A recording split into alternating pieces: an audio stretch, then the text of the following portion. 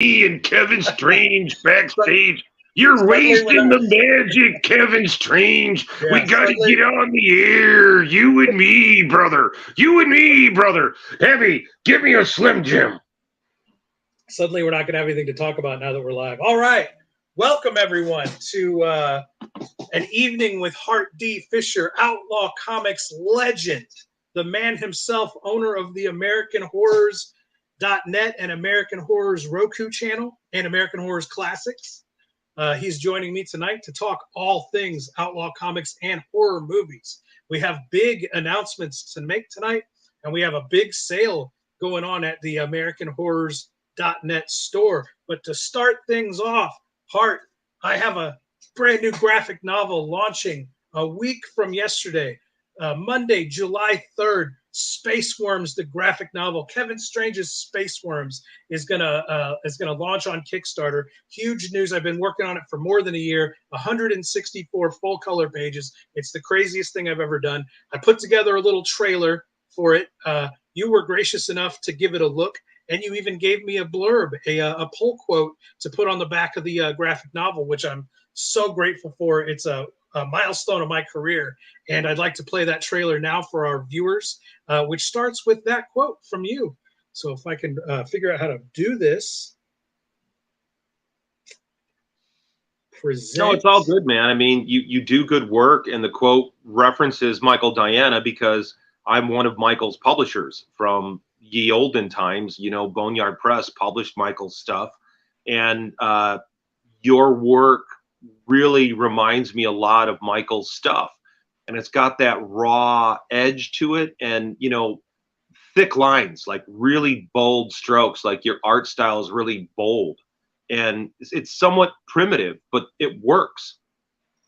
Well, it's primitive because let me stop sharing this for just a second. We'll do a little bit of just a little bit of prep to it. You know, I didn't start drawing comics until I was 37 years old. I made my first feature-length film at 26. Wrote my first novel at 30, and I didn't start drawing. What was your first film? What was the name of your first film? It was called Dream Reaper. It was my first feature-length film. It's a Nightmare on Elm Street spoof about a heavy metal band called Dream Reaper who are murdered in their sleep one by one by a supernatural entity. Reaper. Yeah. They've got the high falsetto for metal. No budget. Shot mostly at my house and my friends' houses. Only with friends from my that I grew up with, that I went to high school with and stuff. Very, very amateur effort, but I got it all done. Made a DVD of it, special features, audio commentaries, printed off 80 copies of that motherfucker, drove halfway across the country to Ohio to my very first horror convention that I still remember the name of to this day, Twisted Nightmare Weekend, and we sold 7 copies. We sold 7 whole copies out of the box of 80, and I was ecstatic. 7 people have the movie, dude. I gave a copy to Lloyd Kaufman. I got Lloyd Kaufman and Debbie Rochon from Troma to do an introduction. I went home, threw those 8, I didn't throw them away, but threw those 80 copies to the side, printed up a bunch of brand new copies with the Lloyd Kaufman intro on it. So that was my first film. But anyway, the reason that my art looks the way it looks is because I'm very, very new to drawing. And I do everything myself. I pencil, ink, color, letter, everything myself. So what you see is just hours and hours and hours and hours of just trying my best to catch up, which I'll never do. But I got my style to a point that it's very cartoony, like you said, Mike Diana-ish, and it works for the subject matter and tone that I use for my comic book universe. So you're really you're seeing a guy that's only 4 years into his art career, his comic book career anyway. So this is what we've got going on. And Space Worms comes out, or hits the crowdfunder next week. Let's watch the trailer. I got to put this back in here. Okay, add to stream. And then here we go. Although I kind of like the infinity screen. Kevin Strange is what happens when you murder Mike Diana. With laced LSD, and a demon from the Sixth Circle brings him back as a bane to the cream pie generation. I think there was a spelling error in there.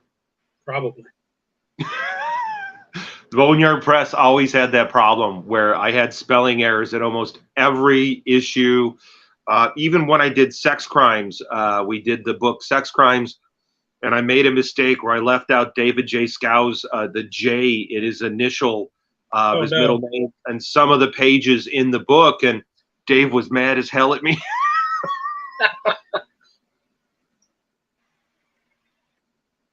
How come we don't have any audio? Do we not have audio? I was afraid of that. Hold on. I can't hear a damn thing, dude. Okay, give me a second. I'm not a professional Infinity streamer. screen. I'm not a professional streamer. So there's something I have to do here, and I forget what it is. I go to settings. As we do this live. Here we are live as he's figuring out how to fondle his testicles and work his cock and his ass at the same time. It's Kevin Strange. So we add this to the stream, and then the audio. Is maybe the audio off? Not on the file. The audio's on the file. Because I could hear it here at my house. You just but can't it's not hear it coming through the broadcast. And there's something I have to do. I have to back out. Welcome to the world of StreamYard Entertainment.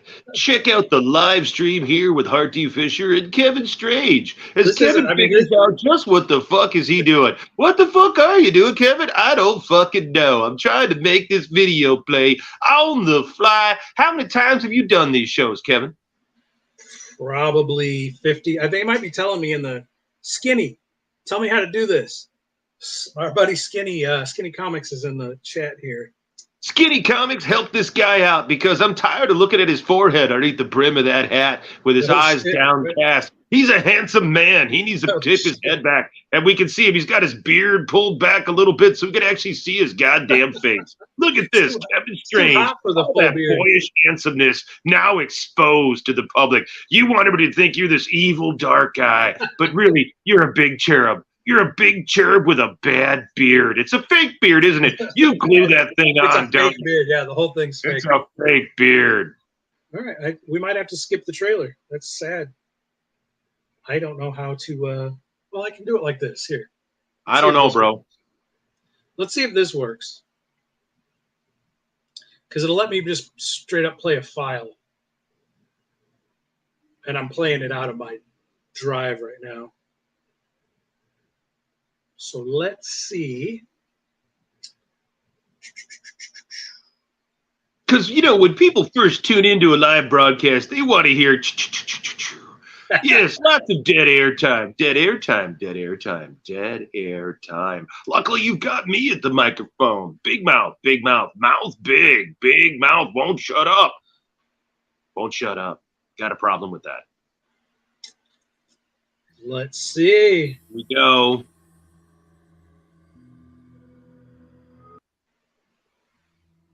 Well, that's not the right file. Hold on. This is the file. Download that file. Download anywhere. Okay, here we go. How many times is it going to take, Hart? This is what, our third? I'm kind of used to this because the house I was living at last year, we had real issues with the internet and especially Wi-Fi. So for me to do these podcasts and stuff, especially during all the stuff for the Big Book of Dahmer campaign, it was a nightmare. Kevin Strange is what happens when you murder Mike Diana with laced LSD and a demon from the Sixth Circle brings him back as a bane to the cream pie generation. Hart D. Fisher at American Horrors. You got Fisher in there twice, buddy. Fisher, motherfuck. Well, I'll fix Fisher. I'll fix it before I send you the... Yeah, you'll fix that before it goes on the air at American Horror.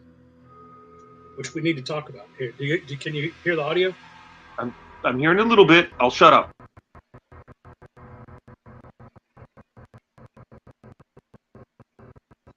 We'll turn it up, man. Is this Freedom Rock? We'll turn it up, man.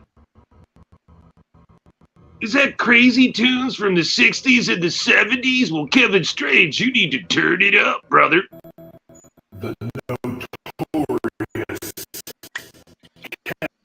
Kevin. Why is that in slow motion? Don't know, brother.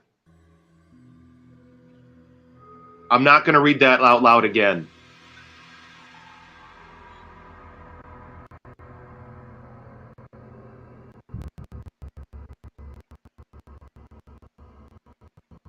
Although I will say that's a pretty damn good quote I gave you. That's a nice one. That's definitely Good one. It's going to be real big on the back.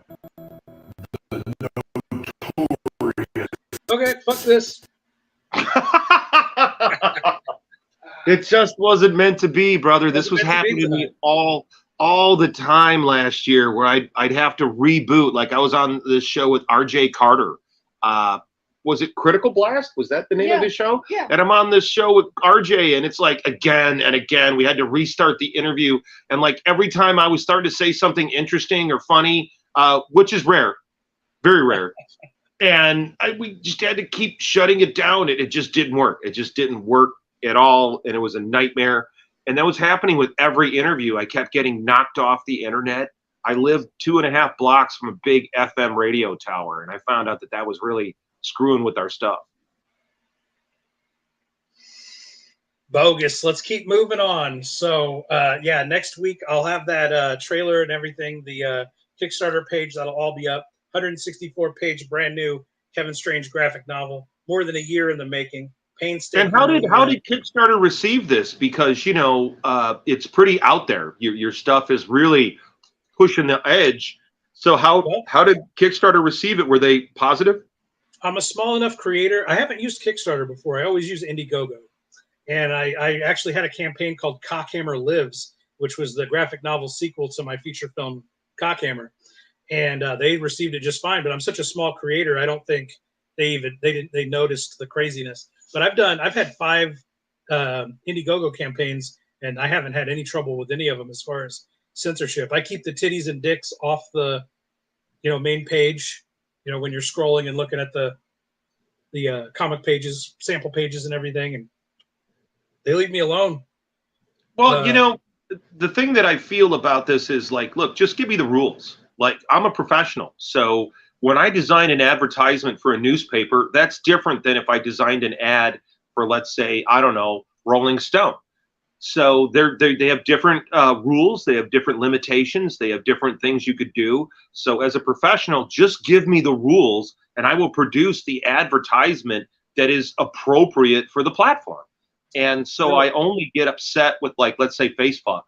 I've got a serious problem with Facebook because they keep moving the goalposts around, and they're not professionals. They're not professionals at all. I'm used to working for advertising agencies and doing advertisements for broadcast television, cable television, European television, which has a different, like when we were doing the American Horrors TV series for the UK, their censorship board had a whole other list of things they didn't want in the show. So as a professional, you deliver the product that's appropriate for the platform, for the rules. So my issue with, like, let's say Facebook, is that they keep changing it. And you can never get it right. They keep fucking with the independent creator. And that's why I have to do shows like this. We have to get out there and talk to people and get the work seen in alternative formats. And so that's why I was curious about how Kickstarter received the work that you do, because it really is intense. It's funny, but it's really on that cutting edge. Yeah, it's definitely outsider art, and it's hardcore.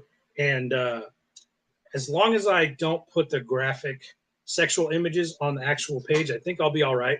With Indiegogo, I always was. But these crowdfunders and the social media platforms, all these new tech corporations, they make their terms and conditions purposefully obtuse so that they can pick and choose who they promote and who they don't. But is it really different than comic book shops? Like my buddy and I were in a store the other day, and we were flipping through Ed Piskor's Red Room comic, and it is as graphically violent, and there's dicks and tits all over it, and it's a newsstand comic solicited through Diamond, distributed by Fantagraphics. I read the book, and I'm a fan of what Ed's trying to do, but there is a serious lack of sexual atrocity. He's doing your standard horror movie tropes, and their extreme horror movie, maybe Texas Chainsaw Massacre, but he's not doing Martyrs. He's not doing a Serbian film. So it's outlaw and it's gory, but it isn't. The fact when Jim Rugg did the cover that was a mock of Mouse and it upset a bunch of people, it was a great cover. It was a really good cover. But if you're going to be an outlaw comic, you can't apologize when you upset somebody. There's no apologies. You can't do it. And so if you're trying to make an outlaw book, I like what he's doing. I read the book. I spend my money on it. I buy the book. Okay. So I buy Ed's book and I read it and I understand where it's at and I understand what it's doing. It is extremely graphic. It is extremely gory, but it's missing an emotional quotient. And he actually addresses that in the dialogue in the one of the Red Room providers is talking about the fact that they can only wring so much juice out of the Red Room because they don't have the emotional commitment because they're victims that are bred on sight. It's not like it's somebody's mom. It's not like it's somebody's dog or somebody's child that they raised and they were kidnapped off the street. So there's a certain nastiness like you'll see in A Taste of Cherry, where the story I co-wrote with Christian Moore for Veronica #4, that's obscene material to this day in the state of Oklahoma. It involves a snuff film made by, eventually you find out it's the father. And you find out the father is the one that paid these bad guys to torture, rape his daughter to death and videotape it so he could jack off to it and pay them with the college fund. And a lot of people got on my butt about that when I wrote it. And I'm like, guys, this is how the real world works. My mother worked for the Department of Public Aid in Illinois and Chicago since I was born. Since 1969, my mother worked for the Department of Public Aid. So I've been aware of these kinds of abuses, these types of systemic abuse.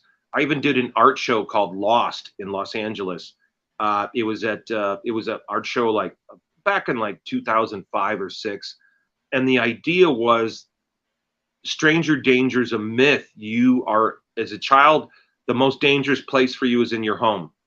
The place you're most likely to get hurt is in your home. It's not stranger danger. It's not somebody down the street. It's going to be your weird uncle. It's going to be the weird baseball coach. It's going to be the gymnastics coach. It's going to be the principal. It's going to be the people that have access to the victim. And so that's what that art show was about. That's what A Taste of Cherry was about, was the real violence, not violence for entertainment or for your sick kicks. Because the reason that my work gets under people's skin is because I know violence is ugly. It's ugly as hell. It really damages people. It has repercussions on the families, the victims' families, the perpetrators' families also have to deal with this issue. There's survivor's guilt to deal with. And so that's why the Boneyard Press stuff is so difficult. It's so ugly. It's so traumatic, is because it is coming from a real place. And I think Ed addressed that in the dialogue of one of the issues where they were talking about how they could only get so far in their Red Room with their audience because there wasn't an emotional connection. You couldn't say, this is daddy's little girl that we're about to torture to death.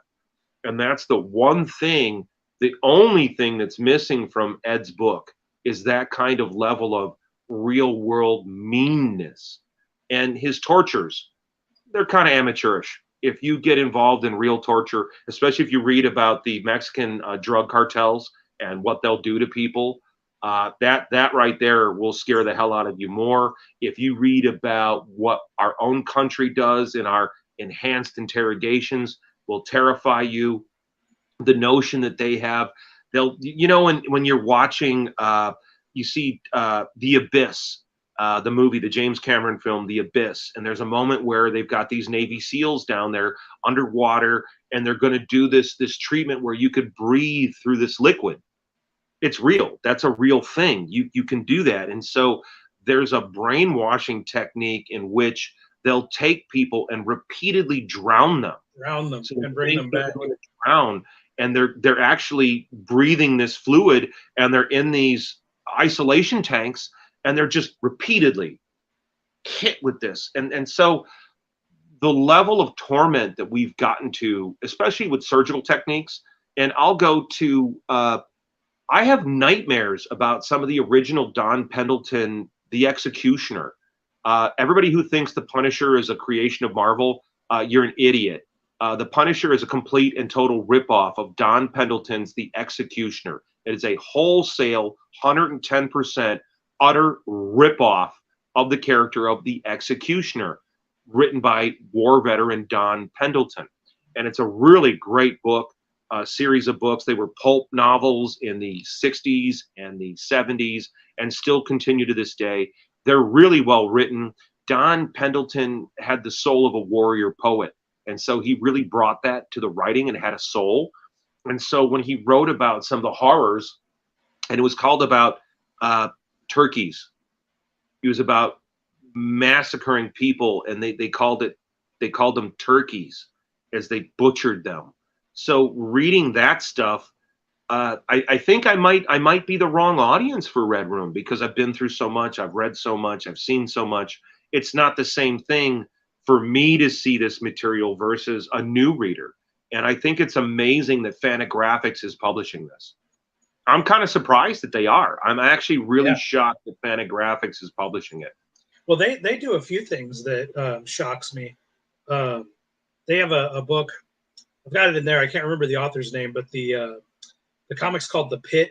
You know what I'm talking about? It's a real rudimentary black and white comic. It's about this character that just runs through this futuristic dystopian off-world detention center and just kills everything. He kills thousands and thousands of weird aliens and things. But at one point, one of the antagonists, one of the weird creatures that he attacks, has a swastika on his hat.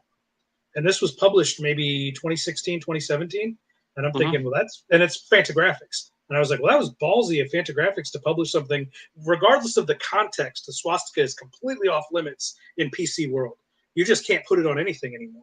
And for them to have the balls to publish that. And there was another post-apocalyptic cannibal book that they, black and white cannibal book. I can't remember the name of it. Also own it. It's in the other room on the bookshelf. But there's hardcore sex. There's penetration, penis and vagina penetration in that. And I thought that, I was like, wow. And that was, when the point I was making about Fantagraphics. They did have their own adult line at one point. They did have a porn comics line, you know. Was it Arrows Comics? Did they do the Anton Drex I think that's stuff? who it was, yeah. I've heard Jim Rudd talk about it. I'm not familiar with it. But Fantagraphics, they actually did really well with porn comics for a while in the late 90s, early 2000s. Once pornography became so commonplace, like you go on Pornhub, you don't need a subscription. All the porn you could possibly need is all for free now. It's all right there, brother. The only problem is you're being tracked. So you think you are in incognito mode, but they're actually tracking you, and they're keeping track of, like, what'd you jerk off to? How long did it take you to come? Especially if you've got a camera or a microphone attached to your computer. Everybody does. Or your phone. No, they're all paying close attention to that stuff. And you don't have to have a camera. You don't have to have a microphone. In fact, I highly recommend that you do not. But they're tracking everybody's pornography habits. So let's say you are a political leader and they decide, oh, well, we need to have a file on, let's say, Martin Luther King Jr. And so you'll go check out his masturbation habits because they know everything about what we do on the internet. It's tracked right from Time Warner, from Spectrum, from whatever your internet provider is. They track you unless you've got a VPN, unless you've got some other kind of way to have your privacy.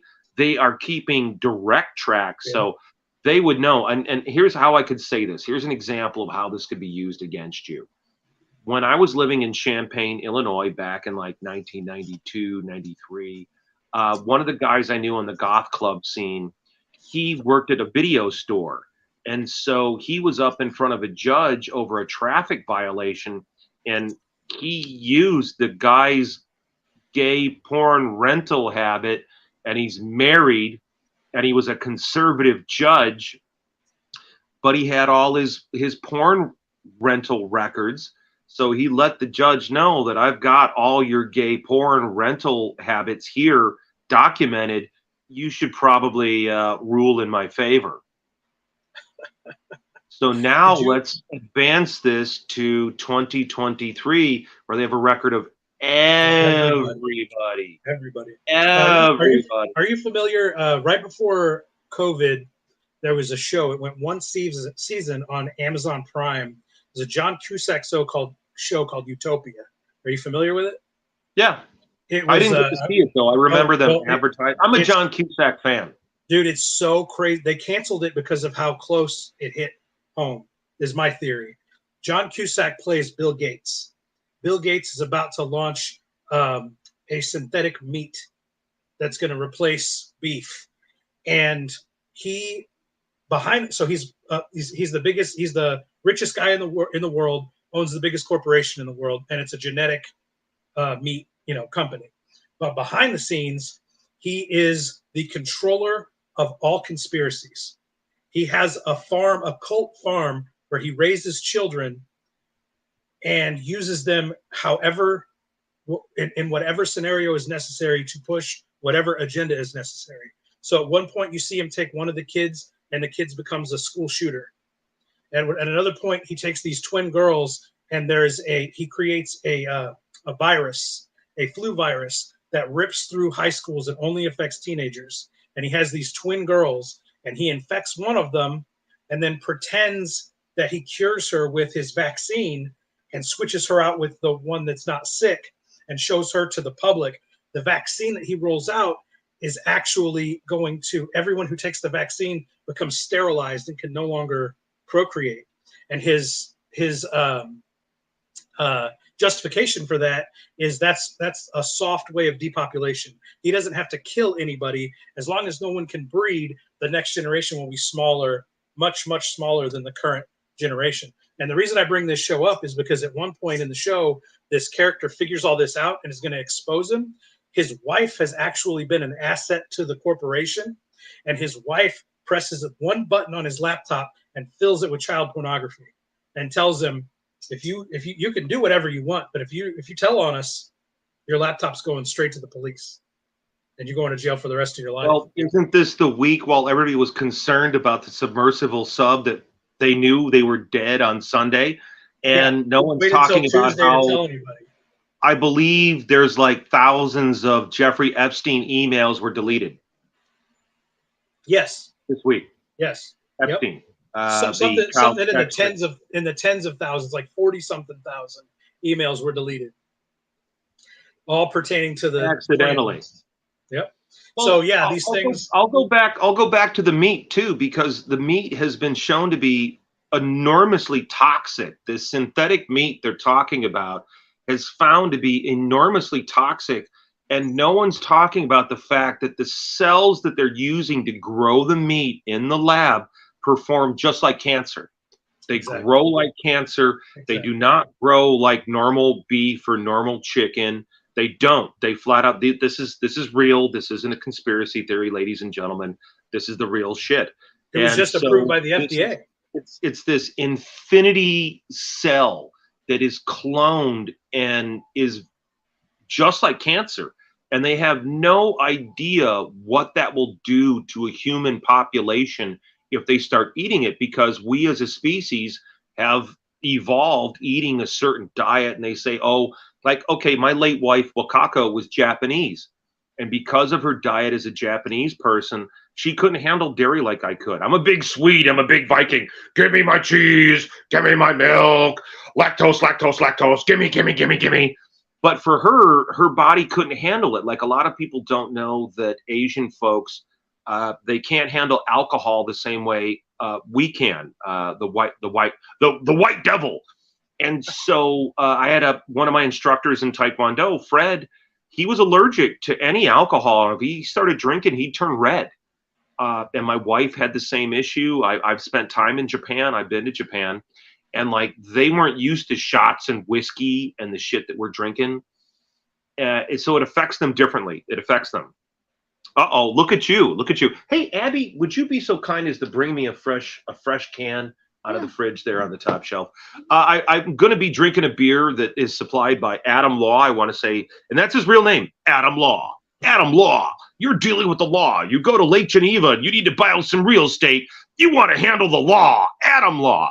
So Adam and I have been doing a whole thing about my comic art and the art for the books and what it's like on the journey from the art to being published. You know what I mean? So this beer here, Fantasy Factory, is from Adam Law. Thank you, brother.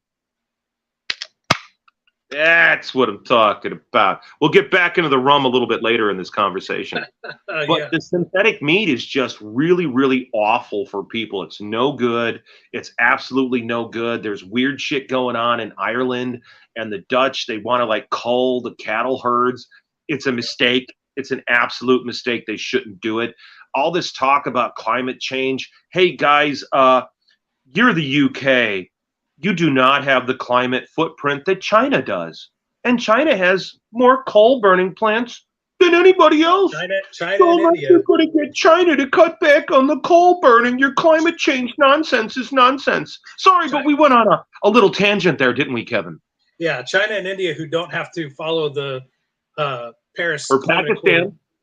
Or Pakistan. Well, here's my beer is good. Damn, Adam Law, thank you, bro. This is good. This is Fantasy Factory IPA 6.0. Oh, yummy.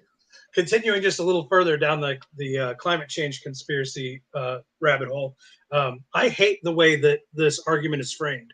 That one side is concerned about the climate and the other side doesn't believe that the climate is changing at all. Here's the reality. The climate has never stopped changing for 4 fucking billion years, and it will never stop fucking changing ever. And cow farts are having a not even 1% of an effect as one volcano that explodes puts an astronomical amount of carbon into the atmosphere. And you know what happens? Trees grow bigger to compensate for the carbon in the atmosphere and absorb it back down and expel it as oxygen. Back when there was nothing but volcanoes, back in the fucking Precambrian era or whatever, when insects were 100 times the size they are today, they were that size because of the enormous fucking trees and the amount of oxygen put into the atmosphere. That was able to, the insect bodies were able to breathe better with the oxygen saturation at the time. And as oxygen levels decreased, the size of all creatures decreased. I mean, dinosaurs wouldn't be able to live today with the amount of oxygen that's in the air today and the amount of carbon. The carbon oxygen balance is always fluctuating, has always fluctuated, and always will fluctuate. And I don't think that the insane, carbon or the you don't need a 15-minute city in the UK. You don't. You're already on an island. You're not going to affect the world with your 15-minute city. Isn't it interesting how they Ireland are going to switch your island population? Well, the reason they're doing this there is because they're prison populations. They're isolated on an island. They're making it a prison. It's the same way we had the draconian lockdowns. Where? In Australia? The UK? Where they could lock people down like that, where they could control the population. People forget that Australia is a prison colony. It was a prison colony that was designed to send the prisoners from the United Kingdom over to Australia, and they were prisoners. And they were considered like isolated because a lot of Australia is uninhabitable. They've got a serious desert problem, and getting into the climate stuff, there's so much going on with the weather, and I would say forget about your climate change. Let's just talk about the pollution. Let's just talk about the plastic waste. Let's just talk about clean water. Forget about this notion of climate change. You guys obviously don't care about clean water for poor people at all. They don't care about clean water for poor people. And that's what people Kevin, bottled water costs more than gasoline. Think about that. Bottled water costs more than gasoline, and I can get it out of my faucet over there. But a lot of people don't want to drink that because our system is screwed up. Do the kids in Flint, Michigan have clean water? They still don't. No. They still don't. It's been half a decade. People can yap about climate change, but you can't even clean up the water in your backyard. You can't even, in California, one of the things I dealt with Heart Attack Radio was I won't buy anything from Nestle. Nestle is a dirty, nasty corporation, and they believe that water rights are BS. And so Nestle in LA during a drought was piping water out of the aquifers of California across Indian lands and state parks with no permit for 20 years. No permit for 20 years. So at the same time, they were trying to tell people, don't water your yard, don't take a long shower, but it's okay for Arrowhead water, or I'm sorry, Nestle's bottled water to pipe this shit out, and they're paying for what we pay for water. In fact, they got a discount that we don't have. So folks at home, if you want a Giordano's pizza, fuck you. Assholes. Nestle owns them. Nestle owns them. Don't drink any Nestle product. Don't eat a Nestle product. Don't drink their water. They are Nazis from hell. They don't believe you have a right to your own water. They're here in the Midwest pumping out the Lake Michigan water and just draining aquifers to make their profits for more money than gasoline. But we're getting really political. What happened to all the boneyard stuff? What happened to American Horrors? We got really political here, Kevin. Let's roll it back. Let's roll it back. That goes into the rules for thee, but not for me, or the two-tiered system, which was what I started to talk about with Red Room, Ed Piscor, Fantagraphics, and Diamond. Was I can pick up Red Room, which is the most graphic comic on the current newsstand. It's not, as you pointed out, it lacks a certain finesse for Outlaw Comics, but on the newsstand, it's the most violent thing you can get. Emotional damage. That's what's lacking, and he knows it. But at the same time, he's doing something really awesome, and I'm a real fan of what he's doing. I really like what he's trying, because to each their own. And like my cup of tea is different than his cup of tea. And if this is his dream Outlaw comic, I salute Ed for doing it. I salute Jim for supporting it. And I love their cartoonist kayfabe. I think it's fantastic. Absolutely. And I'm a big fan of like free speech, let's talk about the art.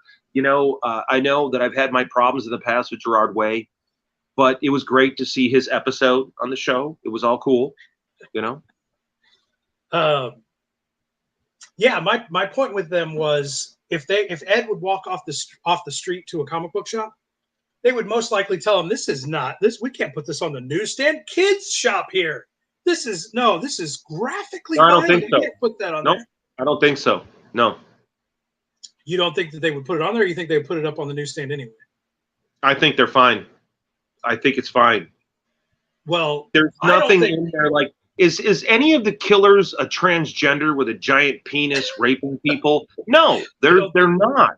There's a lot of what do they call it? Sacred cows that he really avoids. He does avoid those. But my point was, you asked how Kickstarter was going to handle Space Worms. And my point was going to be that if I walked into a comic book shop off the street with all the graphic sex and all the graphic violence that's in my comic book, they would tell me to go fuck myself, would be my guess.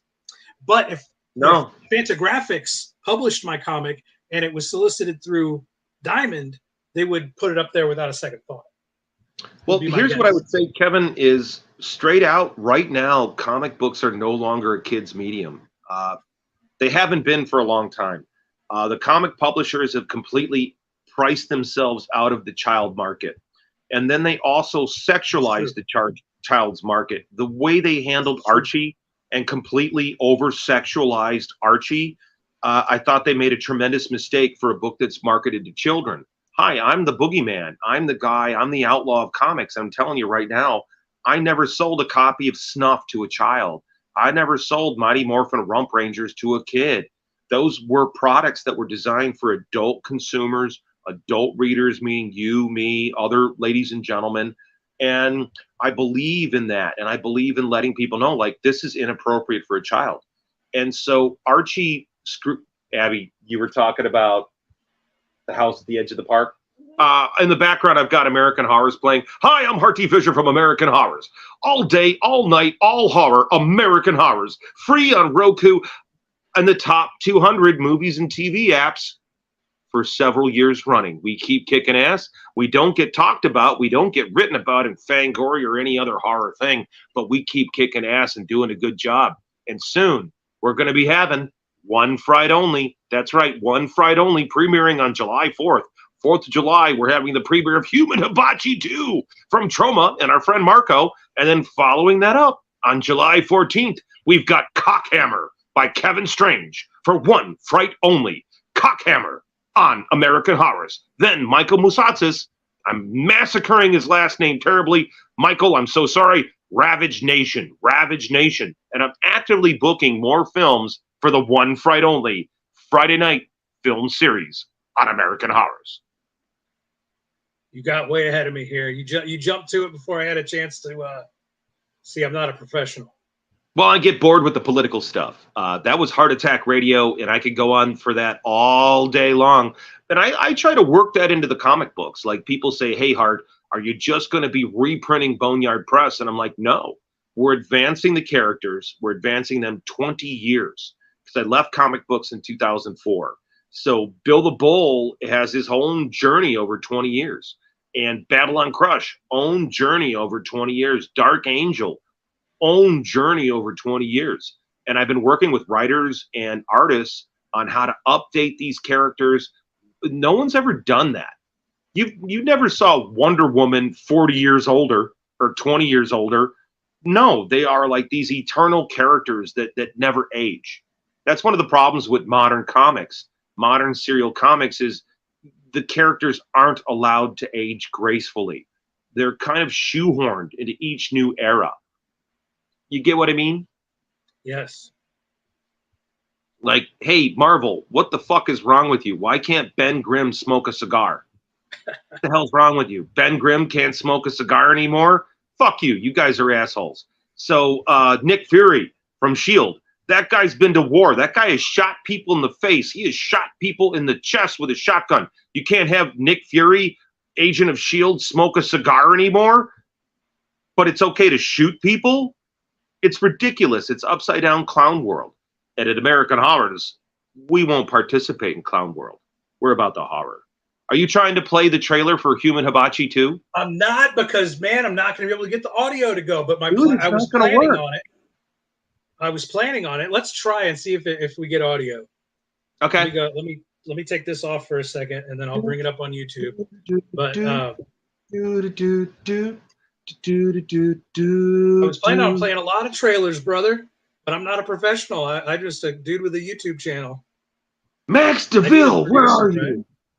I need a producer. If we would have done this on Jeremy's channel, Jeremy would have got the job done. Oh, really? Should we bring in one of those jagoffs in? Are they waiting in the wings? He's not going to be able to do anything on my channel, but if we had done the whole stream on his channel, he would have been able to figure it out. I've done it before. It's Jeremy and Zach, right? Yeah. Is Zach out there waiting in the wings? He's not necessarily waiting in the wings, but I know they'd come on. Yeah, he's stroking his Bible. Is he stroking his Bible? Zach, are you stroking your Bible lovingly? Human Hibachi 2, you skipped the first one. Went right to the second one. Well, I went right to the second one because I was working with Michael Joy from Joy Horror Entertainment. And so I've been wanting to do kind of a hit and run show. You know, American Horrors is independent. Like everybody out there, when you buy an American Horrors t-shirt, when you buy an American Horrors comic book, you're helping us keep the network free. Like, this shit isn't cheap, and this is our full-time job. We do this all day, all night, and so we need your help to support what we're doing. Is that a stove in the background, Kevin? Is that your kitchen in the background? Are you getting a beer out of the fridge back there? Well, I'm getting some water. Well, there you go. So what I would say to people at home is, folks, contribute. Pick up a comic book, buy a t-shirt. I especially love when people buy the shirts and they buy the apparel. That like really tickles my funny bone. I really like that a lot. But we need your support. Like, these contributions help us keep the channel free. Uh-oh. Is he cutting her top off? Look out. It's Damn YouTube, it. so I don't think we're going to get to the goods, but maybe we will. We are not going to get any audio on this, bro. I know. I suck. So which trailer? Is this for Human Hibachi 2? Yeah.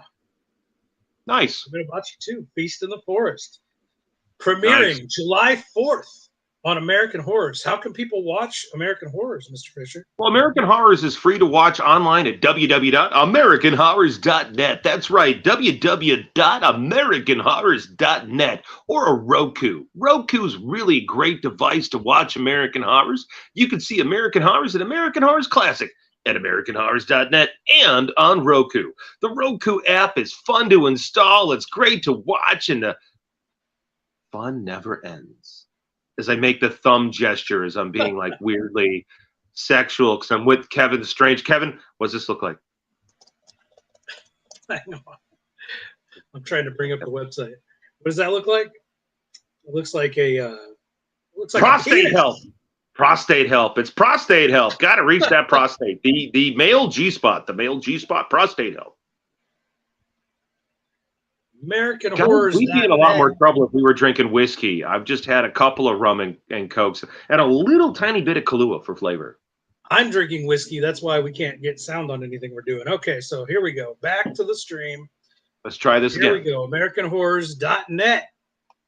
This is how you can stream Human Hibachi 2 on July 4th. What weekend? What time are you and doing? Also, we have the return of Riffhead. Dude, I've got so much great stuff coming up. Riffhead Season 2. Riffhead is our horror, kind of our Mystery Science 3000 show, but it's R-rated, so the humor is really out there. It's so funny, man. Riffhead does such a great job with these shows. He's brilliant. I really love it. And so we're bringing it back for Season 2. So the new episode of Riffhead is going to play in front of Human Hibachi 2. And we're putting together Groovy TV Season 2. And I believe we've got a show on the wings with Michael Joy from Joy Horror Entertainment. I don't want to jump the gun on announcing the name. I want to let Michael do that. But we've got a new show with Michael coming to the network. We're working with the guys from Ireland for the new season, the 6th season of Gorecast, to come back to the channel. I've got a lot of horror films coming to the network. I've been signing a ton of content. I've been signing a lot of music videos. There's a lot of music video premieres that are going to be happening on the channel. And we're totally free. We're totally free, and there's no commercials during the movies. There's no, we have commercial breaks during some of the programming like Gorecast or Groovy TV, or like when your show, when your movie plays, Cockhammer, people at home should know that you've got special stuff that you're crafting that's going to air in front of the film that isn't available anywhere else. It's only going to be on American Horrors. And we're worldwide, ladies and gentlemen. We are the #1 fastest growing horror TV channel in the world. We're going to bury Shudder. Watch. Unless somebody shoots me in the face, we're going to bury Shudder. We buried Chiller. We buried the Horror Channel. We buried goddamn FearNet. And we're going to bury Shudder too. I mean, there's some stuff on there I like, but we're going to bury you guys. I'm sorry. You're owned by AMC. You're part of the corporate behemoth that exploits horror instead of really helps horror. So we're going to be there to show shovels of piss-stained dirt on your fucking face. But then I'm Hart Fisher from Boneyard Press and American Horrors, and I'm a little bit more aggressive than everybody else. Absolutely. I'm not your daddy Svengoolie. Do you know what time Human Hibachi is going to play yet? Yeah, what we're looking at Human Hibachi is going to go on probably at 10 p.m.-ish Central Time. So on the 4th of July, we want to get it on after the fireworks. Right. Unfortunately, Riffhead is going to go on beforehand, so Riffhead will be up before then. And we got a couple music videos I'm going to premiere too that I haven't announced yet. I like to keep the schedule fresh, and so I've got more whiskey. Good Lord, man. More water too.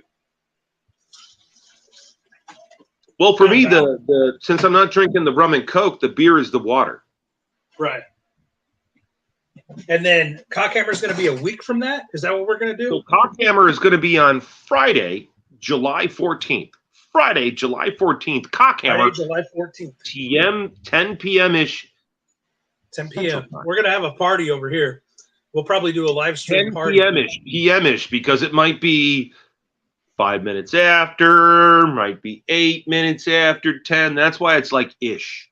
because it's tricky. I mean, our interface and how we're able to do the network, part of the reason we're able to make the channel free is because we've kept it like as bare bones as possible. We've just kept it as a pirate enterprise. And I really want to thank Max DeVille, who's now publishing at Atrocity Press, who's been instrumental at like enabling us and setting us up, and our head of tech, getting us out there for keeping it streaming, because it's not easy doing this. This is a bitch, and the technology is constantly changing. The fees keep changing. It isn't cheap to do the channel. I have commercial broadcasters. I've got commercial accounts, but man, the network just eats up everything. And the bigger we get, the more money it costs to do this. And I would also let people know, like, okay, Kevin, you understand this. I'm going to ask you a question. How easy is it for you to promote your film Cockhammer on Facebook? It's not easy at all. I get, restricted and throttled immediately trying to, or God forbid, I spend money.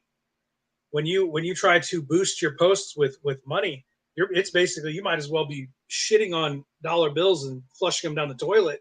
Because has that been your experience of doing the Facebook boosting? Yeah, the Facebook boosting does virtually nothing for me. I'll spend $100, get 14,000 impressions and 0 click-throughs, 2 comments. And what the fuck is an impression? What does that mean? I got an impression. Oh, what do you mean an impression? Like, oh, you made a real impression on me while I was dumping my coffee on the way to the bus. And I have 5,000 plus followers, but whenever you look at how many people you reach on any given post that you don't boost, it's 100, 130. I've got 5,000 connections that I've painstakingly personally made, and I reach. Here's what I would like to introduce to filmmakers at home. Okay, ladies and gentlemen, American Horrors last year in 2022, we had over 10 million viewers. All right, ladies and gentlemen, 10 million viewers. Average watch time, 39 minutes per viewer. Average watch time on YouTube is 5 seconds. When you get your Facebook report, you'll see that almost nobody gets past the first 3 seconds of your video. Nobody. Right. Nobody gets past the first 3 seconds. Nobody, God damn it. So, with this in mind, I have created specific advertising programs for independent filmmakers, for independent comic book publishers, for independent publishers, period. And if you want to reach an audience, we're cheaper than Hulu. You can get commercials on American Horrors for as little as $7.50 a commercial. And what the fuck does that mean, Hart? What does that mean? It means average watch time is 39 minutes per viewer. It means that someone's going to see your damn commercial. They're going to watch it all the way through, guys. All the way through. They're not going to turn off after 3 seconds, guys. They're going to see your whole thing. And it's uncut. So if you got some boobies in it, you could have some boobies in it. If you got a guy's naked butt in it, you could have a guy's naked butt in it. If you've got some gore, you can have some gore in it. If you've got some, you've got some humor in it that's not quite appropriate for the whatever they're upset about this week. I've been flagged on Facebook for shit I posted 4 years ago. Exactly. 4 years ago. I got flagged on Facebook for the poster for the Garbage Man that's been on my Facebook for 6 years. It's been on there, the same design, but right when I'm doing the Jeffrey Dahmer, Big Book of Dahmer, all of a sudden I get flagged for that artwork. Then get the fuck out of here. So ladies and gentlemen, you could be advertising on American Horrors for $7.50 a commercial with the right ad package. That's right. And it's going to get seen worldwide, everywhere. And we have more viewers now. And we are testing the American Horrors Classic channel. So whatever ad package you get on American Horrors Prime will be reflected with the bonus ad package on the American Horrors Classic Beta channel. So what this means is you've got a new movie coming out on Tubi. There's a gazillion movies coming out on Tubi. How the hell you derive your revenue from advertising, right? Right, dude? Absolutely. Kevin? Yes. Yeah, so you're going to get your ad revenue from Tubi or Freebie or what have you from the ad revenue. Well, how the fuck are you going to get anybody to tune into your movie if you can't advertise it? If you can't show your human hibachi too? If you can't well, why is it called Cockhammer? Well, we can't show you on Facebook. You get what I mean? So the only way you can reach an audience of horror fiends is American Horrors. And it's going to be uncut. And it's going to be affordable. The cheapest ad package you could get on Hulu just to get your foot in the door is $500, guys. $500. That's your cheapest package. Maybe you get one commercial in front of, I don't know, Idaho's Jesus Weekly show. Who knows where the hell they're going to put it? At American Horrors, it's going to go in front of active horror consumers. We had a writer who advertised his book, Black Scorpion. The first day his ads hit, he had sales on Amazon. The first day his ad hit the network, he had sales on Amazon. Max over at Atrocity Press, he ran a bunch of ads for his Kickstarter. They had contributors immediately from the ads. He's a tech guy. He was able to track, like, yeah, we got these ads from the American Horrors commercials. They're real, and they're actually reaching people instead of this impression click through. You mean they clicked through my ad and just ignored it? The fuck is a click through? What are you talking about, Facebook? Fuck you, Facebook. Fuck you. What is a click through? They clicked through my ad? They didn't buy shit? These guys said, hey, Hart, I got sales. Hey, Hart, I got contributors. Now, there's no guarantee you're going to get that, because what if your ad sucks a dick? Because, hey, ladies and gentlemen, sometimes your shit just sucks. It just sucks. Your ad sucks. Your promo sucks. And, yeah, we've had some ads on the network where the guys paid for it, and I tried to help them, but your ad sucked.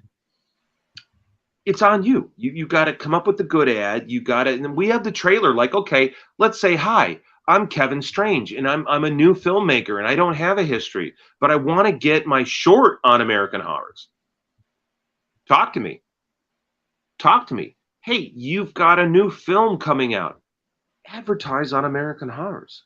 You're going to reach real horror fans. And that's the big secret that these guys don't want you to know. They want you to dumb down your stuff. They want you to make watered down horror garbage. We've got the freaks. Do your freaky shit. I'm all about that, man.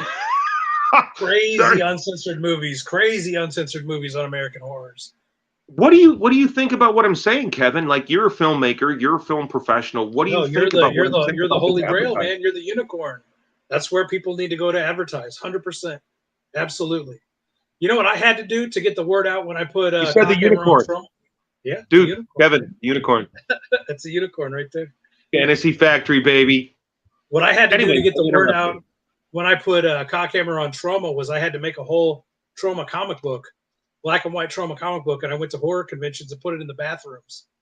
And on the back of the comic book was a QR code that took you directly to where Cockhammer was on the Trauma streaming site, and you could sign up and get a free month of Trauma Now. That's my guerrilla marketing tactic. Did it work? It worked. Yeah, I had thousands of views of Cockhammer on the Trauma channel, and many signups to Trauma Now because of my guerrilla, marketing tactics. But spending that money on Facebook or Instagram or Twitter advertising was just flushing money down the fucking toilet. You got to go all the way around that fucking system to get anywhere, especially when you do the kind of hardcore outlaw stuff we do. It is the antithesis of the homogenized, censored, totally sterile social media world. Kevin, it's really insulting to have this faceless moderator. I'm an adult. I'm 54 years old. I've been doing this for over 30 years. What do I need some other immaterial robot algorithm asshole to intrude into my conversation with other adults? I'm not talking to 16-year-old kids. I'm talking to other grown adults. And you can choose that. You can choose to advertise to people 18 and up, 21 and up, 25 and up, and they still want to tell you this isn't advertiser friendly for YouTube, sir. You know what I get For knocked adults, for all the advertising time? to adults. We keep getting this knock on our advertising saying we're promoting cigarette smoking. And I'm like, where the fuck are you getting that from? I don't smoke cigarettes. Did you see that YouTube smoked the Trauma channel today? YouTube smoked the YouTube Trauma channel today. It doesn't exist anymore. What do you, Deleted. huh? Trauma channel no longer on YouTube.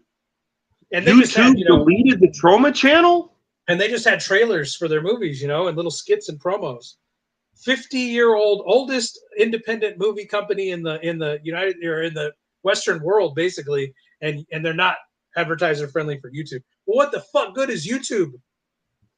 What the fuck good is YouTube anymore? What the fuck good is any of this homogenized, sterilized fucking corporate social? Well, Kevin, that's why I started Hart Fisher's TikTok account. We set up American Horrors TV on TikTok as long as it's not censored or banned by whoever wants to ban it because it's kicking YouTube's ass. That's right. TikTok is making more money than YouTube, more money than Facebook. Sure. And that's the real reason they want to ban it. They don't give a damn what your information is going to who or where. It's about your dollar. So what made YouTube huge in the beginning? What made something like MySpace huge in the beginning? And what made TikTok huge? Because TikTok no, it was us. It was we, the people. TikTok doesn't throttle you. TikTok blows you up. It is so easy to go viral on TikTok. That used to be the case for social media. That was the whole point. That's why people got on social media, was eyeballs to get on them. You got to understand, like, okay, American Horrors is competition for YouTube. You have YouTube TV. So there's a conflict of interest for YouTube immediately about promoting anything that's not on their television network. Exactly. So there's a reason why YouTube won't promote independent horror. YouTube throttles all independent horror. You know this as a creator. The folks at home may not know this, but for the people at home listening to this, you got to understand, fuck YouTube. And why do I say fuck YouTube? I say fuck YouTube because they won't pay creators. Snoop Dogg came out and said, look, you've got 1 billion plays of my music. Where's my $1 million? He said it. You've got 1 billion plays. Where's my $1 million? According to your deals that you made with Snoop. And so when you're a horror creator, you aren't allowed to monetize your network if your content is above PG-13. But the person that decides whether you can monetize the content is the person that's going to get the money.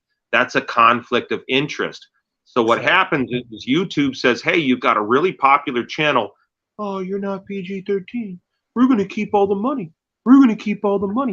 So the ads keep rolling. The ads still play, motherfucker. You don't get the money because you're not PG-13. The ads are still happening. They're still making all the money. They just use that as an excuse to cut you, the creator, out. That's why you don't see an American Horror's presence on YouTube. They're censorious, cretinous assholes. And so, hey, I'm going to go be with the Chinese on TikTok. We'll find out where that takes me. It may lead to a social code score, but don't we already have that? We already have that on Facebook. I keep getting pinged on Facebook for this bullshit. It's this term they made up for censoring people. It came from a government-sponsored censorship group. It's a censorship group that was created by our government, and they came up with the term. What's the term, Abby? Inauthentic behavior. Inauthentic behavior. It's a specific term that the censorship machine created to censor anybody that talked about politics. I like this, civics. If you talk about civics, you're on the censor list. If you talk about eating disorders, you're on the censor list. And I think that people that have an eating disorder should talk about it, should be able to discuss it, should get help, because eating disorders are real, especially in our country. I've had friends of mine, personal friends of mine, that had serious anorexia problems. So the fact that they're restricting your access to get help for a serious mental illness, it shows what they think of us, the people. But then, dude, we're going political. Let's go back to the horror and Boneyard. God damn it, Kevin. Back to the horror. Kevin. Hang on. Kevin. Let's Do you want to promote the sale first, or do you want to talk about Kill Marvel and Kill Image first? What do you want to talk about first? We go either way. Dude. Well, if I'm it's a up good to little me, whore. if it's You up to paid me, for we're my going. dance. I'm gonna slap the cymbals and beat my little drum. I'm your monkey. If it's up to me, we're going into Kill Marvel and Kill Image because I'm a mark for those books and I want to see you talk about them. Well, let's do it. I'm gonna set us up and I'm gonna get one going. And this actually works because we don't need audio. Because we don't need audio for this. So We this don't need this the works- audio. The whole this point works was in you were my going to favor. turn the audio off. Absolutely. So within the last couple of weeks, Cartoonist Kayfabe, Ed Piskor, and Jim Rugg, who we've been talking about throughout the show, they did a piece. Love them, They by did the two way. pieces. Yeah, they did two pieces. One is Kill Image and one is Kill Marvel. They did two videos. Those are both your books from the '90s, right? Where you wrote which is basically. Oh, here we got a buddy that can actually help narrate. What's up, Skinny? Oh, what's going on, man? You're in the car there. Did you have to go sorry out? it took me a minute to see it on Messenger. I was watching garbage on YouTube. Well, now you're watching the primo shit. Skinny also does comics. He's got Otis Stein, which he's had many. You're on issue. You're about to launch issue 3. I'm about to launch issue 3. I'm one page away from finishing issue Who's driving 4. the car? Huh? Who's driving the car? Oh, nobody. But my You're just wife sitting is sitting parked in the somewhere? driver's seat. Oh, your wife is driving the car. Okay. Thank you for answering the question. But yeah, so Oh, good Lord, you're bringing on Jesus Crew. Zach. Heck yeah. Can y'all hear me? Yeah, barely. Like, if you're going to talk on this stream, Zach, you better punch up that microphone. You better stick it down your fucking throat because Hart's going to yell over you otherwise. Zach was all think proud of Zach himself. needs to put the microphone firmly up his ass. Zach was all proud of himself debating you on religion last time, and nobody could hear a word that he said over on Jeremy's stream. So anyway, guys, I debated him, and then I immediately, very soon after that, converted from Lutheranism to Eastern Orthodoxy. So throw Like all a that true out the chaos window. magician. Like a true So throw chaos all that out. magician. Zach, I congratulate you on your baby steps into moving into being a chaos magician. I know you're on your little tiny journey as you go through these other belief systems, but you're going to figure out how to manipulate that belief system to get what you want out of life. And that's a fucking chaos. satanic. Hell no. I'm an Eastern Orthodox. Okay. Everybody, let's keep it. I submit to the your Church host, of the East. Your host is about a pint into the whiskey. So Well, then I want to hear what Skinny came in first. So Skinny, say something. You came in. You yeah, we're obviously talking about look like Otis. you've We're got talking about something his to Otis say. Stein. You're going to launch Otis Stein on Kickstarter soon, right? yeah, I just put it in for review today. I got the campaign for issue 3 all set and ready to go for the most part. Just a few minor How long does edits. that review take? Because I'm trying to launch a week from yesterday.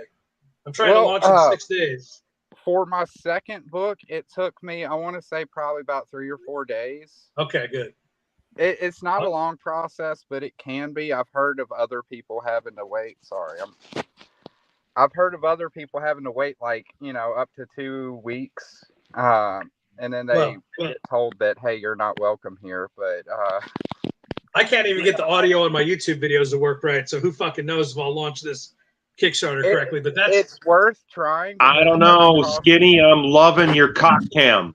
Since I'm here with the director of Cockhammer, which is going to premiere on American Horrors on July 14th, I love your cock camera. It's POV, cock cam. Looking at POV, you, you're POV of your Skinny's penis. dick. Is your penis POV. out right now in the car? Is it out? Is this penis POV right now? POV. No, it's in the wife's purse right now. POV. Skinny's about to come on your face. No, Not my face. His wife is in the car, so it would be in the car. I'm over here in Wisconsin, on the there'll be dashboard. no. Abby, you're not going to come on my face right now, are you? Okay, so we're fine. Okay. Let's wrangle this in. We're going to do some Hart Fisher commentary over the Cartoonist Kayfabe commentary of Kill Image. Hart, you want to set this up while I'm getting the video ready? Tell us about Kill Image.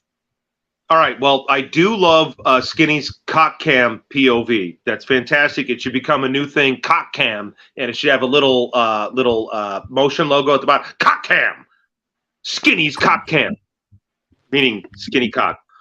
For those that don't get humor, Kill Image is a book that I wrote back in like 1992, and it was a spoof, like a Mad Magazine spoof of essentially an independent comic publisher. Oh, I love the bong sounds. That's great.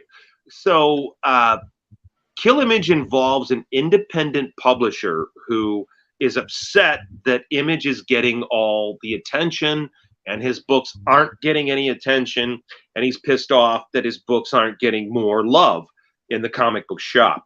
So he decides that he's going to murder Jim Lee, Todd McFarlane, and Rob Liefeld, the founders of Image Comics. And what's interesting about the review of the Kill Image book, or their walkthrough for Cartoonist Kayfabe, is that when we did the book, when I wrote the book,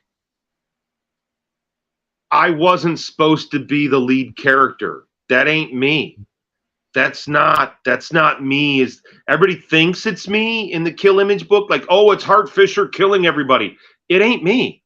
That's not me in the book. It's just a publisher in the book, and the artist drew the character to look like me.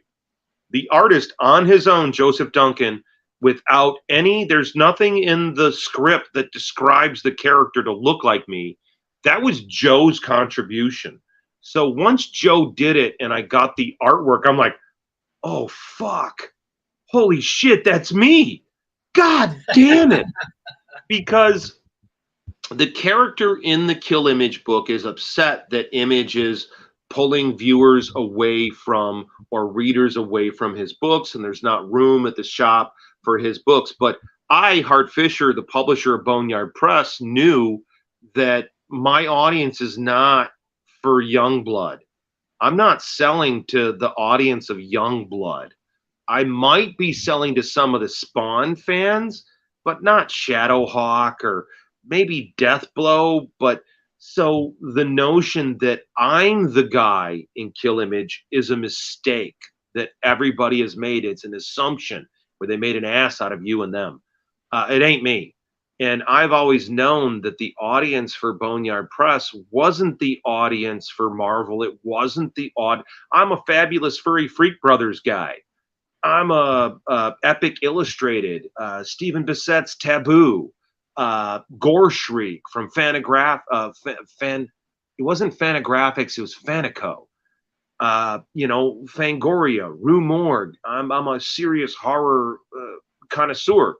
Cry for Dawn. That was my jam. Those are my books. House of Mystery, House of Secrets, Eerie, Creepy, the Vampirella books, Bizarre Adventures from Marvel. So I knew that the Image audience, they weren't my audience. So the notion that that character in the book is me is a mistake. It's a big mistake. Interesting. Well, we're going to let you talk. We're going to let you go through the whole thing, or some of it, depending, however much you want to go to. This is your book, so you decide when you're bored. Well, I don't know. You've been prepping things here? We okay here? I got it all prepped up. So my only complaint, I've got the gay biblical Jedi in one corner. I've got no longer cock cam in the other corner. It could still I got me over here, and I got you. So I'm like wondering. In the other corner, he posted a thing with like a giant freaking beard, and he's like, "Ladies, look at this!" And then I jump on this, and he's cut it. Man, what the? All right.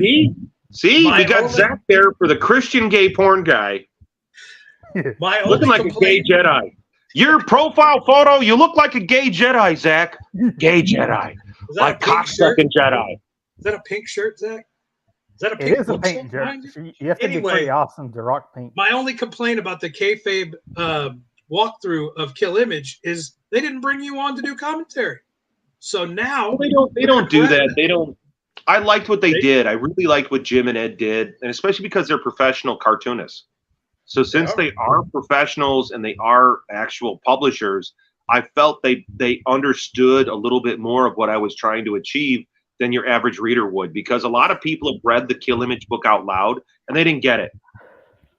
They were acting like I'm some kind of edgelord, and they didn't understand the underpinnings of what the book was about, the financial ramifications of the book. But go ahead, if you want to play that thing, we'll walk through it. Yeah, we're gonna bring it up, and I'm gonna let you say what you will, and you let me know when you're bored and you don't want to talk about it anymore. And I'm gonna go pee in the meantime. So let's get this going. Here we go. Here is Kill Image from Cartoonist Kayfabe. You can search Cartoonist Kayfabe on YouTube, the Kill Image episode, and you can watch Jim and Ed's commentary. But right now, this is Hart Fisher's To be honest commentary. with you, Kevin, this is a bitch for me because I'm like on my phone. I'm on my fucking smartphone. It's hard to And see so it. I can barely see this goddamn thing. I really can't. But I mean, I'll walk through it. Well, I mean, just- we've yeah, got the keep thing that ripping I on it talked a little about bit. where. Go ahead and have your pee. Yeah, keep riffing on it a little bit. We don't have to do the whole thing. It is. Go find the 27 cup in minutes the long. background. In fact, I want to see your scrawny, narrow, white ass in the background taking a piss in a big gulp cup right there by your washing machine or whatever kitchenette you've got in the background there. Great background, by the way, Kevin. Great background. So the Kill Image comic book, which is no longer on the screen, was originally done, I think, in 1992. 1992, when I was a small boy in Southern Illinois at the U of I in Champaign-Urbana. So, Jesus, really, this video goes on for 20 minutes. You know that, Kevin. Kevin, keep peeing in that cup, you bastard. This thing goes on for a long time. Skinny, talk to me. What do you think that they misinterpreted in the video? Because I've watched it, and I imagine you have too, because you seem to talk about it a lot. Is there anything that you think that they got a little bit wrong that you would like? Well, the to thing they correct? got wrong is I'm not the character in the book. It's not me. It's not me killing everybody. That isn't God me. damn, That was that was never good, meant Vince. to be me. It was never written to be me. Joseph Duncan drew that in to the story. And so that right there is a big fallacy right there. Number one, the character was never meant to be Hart Fisher. Number two, I never had a problem with any of the guys at Image. I bought their books. Like, people think like I hated their guts or something. And I was a fan of Mad Magazine, Crazy Magazine, Cracked Magazine, Not Brand Etch, all the spoof stuff, Saturday Night Live, Second City TV, Living Color. I love sketch comedy. And Monty Python, Mel Brooks, Blazing Saddles, Young Frankenstein. I love that shit. So that's the angle I came at the comic book from. And I tried to put a little bit of real stuff in there. The guys at Cartoonist Kayfabe name, like, there was a certain point where distributors had an order minimum. And if your book didn't sell a certain amount of copies, you weren't going to be allowed in the guide. They nailed that. And it was nice they saw that. The art by Joe Duncan. Joe, Does this that is make his it a little first bigger? published work. That's Did a I little make it better. a little bigger? Yeah. Okay. You did. Joe's work here is he's trying to imitate Image. He's totally trying to imitate them. And this is the work of a very young artist. It's his first published work. And I feel he did a really good job. I like Ed and Jim's breakdown. That I feel that they broke down the artwork very well. In the story, what's interesting that's missed in the story is it's when that's the Kill Image book, Kill Marvel book. In Kill Image, one of the things that was funny is the guys at Image Comics, their wives were really freaked out by this. Todd McFarlane's wife and Rob Liefeld's wife, or girlfriend, I don't know if his wife at the time, were really freaked out by the book. It really freaked them out. Like they thought I was going to come kill them or something. And I didn't care. I didn't care that much. I don't really know if we need to go through the whole walkthrough of Image, Kevin. Definitely not. The whole walkthrough, because it's really easy for me to state a lot of the simple stuff that was in the book that the character was upset about was order minimums, The character was upset that he wasn't getting enough attention for his books. For me at Boneyard, I was fine. I mean, I'm the author of the Jeffrey Dahmer book, for Christ's sake. I was getting all the attention in the world. And this was about a different character. This was about a lot of the other independent guys that I knew that were grumbling and bitching, but it was all jealousy. They were just jealous over the attention that Rob and Jim and fucking the creator of Shadowhawk, Jim Valentino and Jim Lee, that they were getting with. They were just jealous that they broke away and launched their own comic company. And I was watching what happened. I mean, I've got all these books. I bought them all. I paid for them all. I was never a big Rob Liefeld fan. I'm not the audience for that work. He's an acquired taste, isn't it? It's for kids. It's for kids who can't draw so good. It's for kids. So It's for the ADD generation kids, right? Yeah. Just keep the action So like flowing. as they go through this book here and they're pointing stuff out, I'm on a smartphone, guys. It's a little tiny itty bitty screen for me.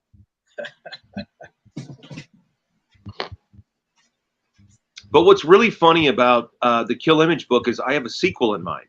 I created a sequel. We even solicited it, and I drew the cover for it too. I drew a cover for Kill Image 2, The Revenge. Yeah, I'll play on the Michael Caine Jaws movie. Right. I think Jim had mentioned during the Kill Marvel commentary that you had a sequel in mind for Kill Image.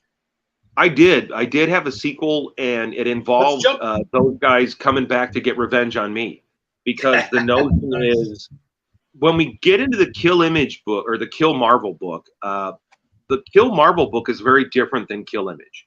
Yeah, I'll jump into that now. Yeah, Kill Image was actually really personal because the characters and the people that were involved at Image was about Rob. It was about Jim. It wasn't about like Youngblood. It wasn't about Spawn.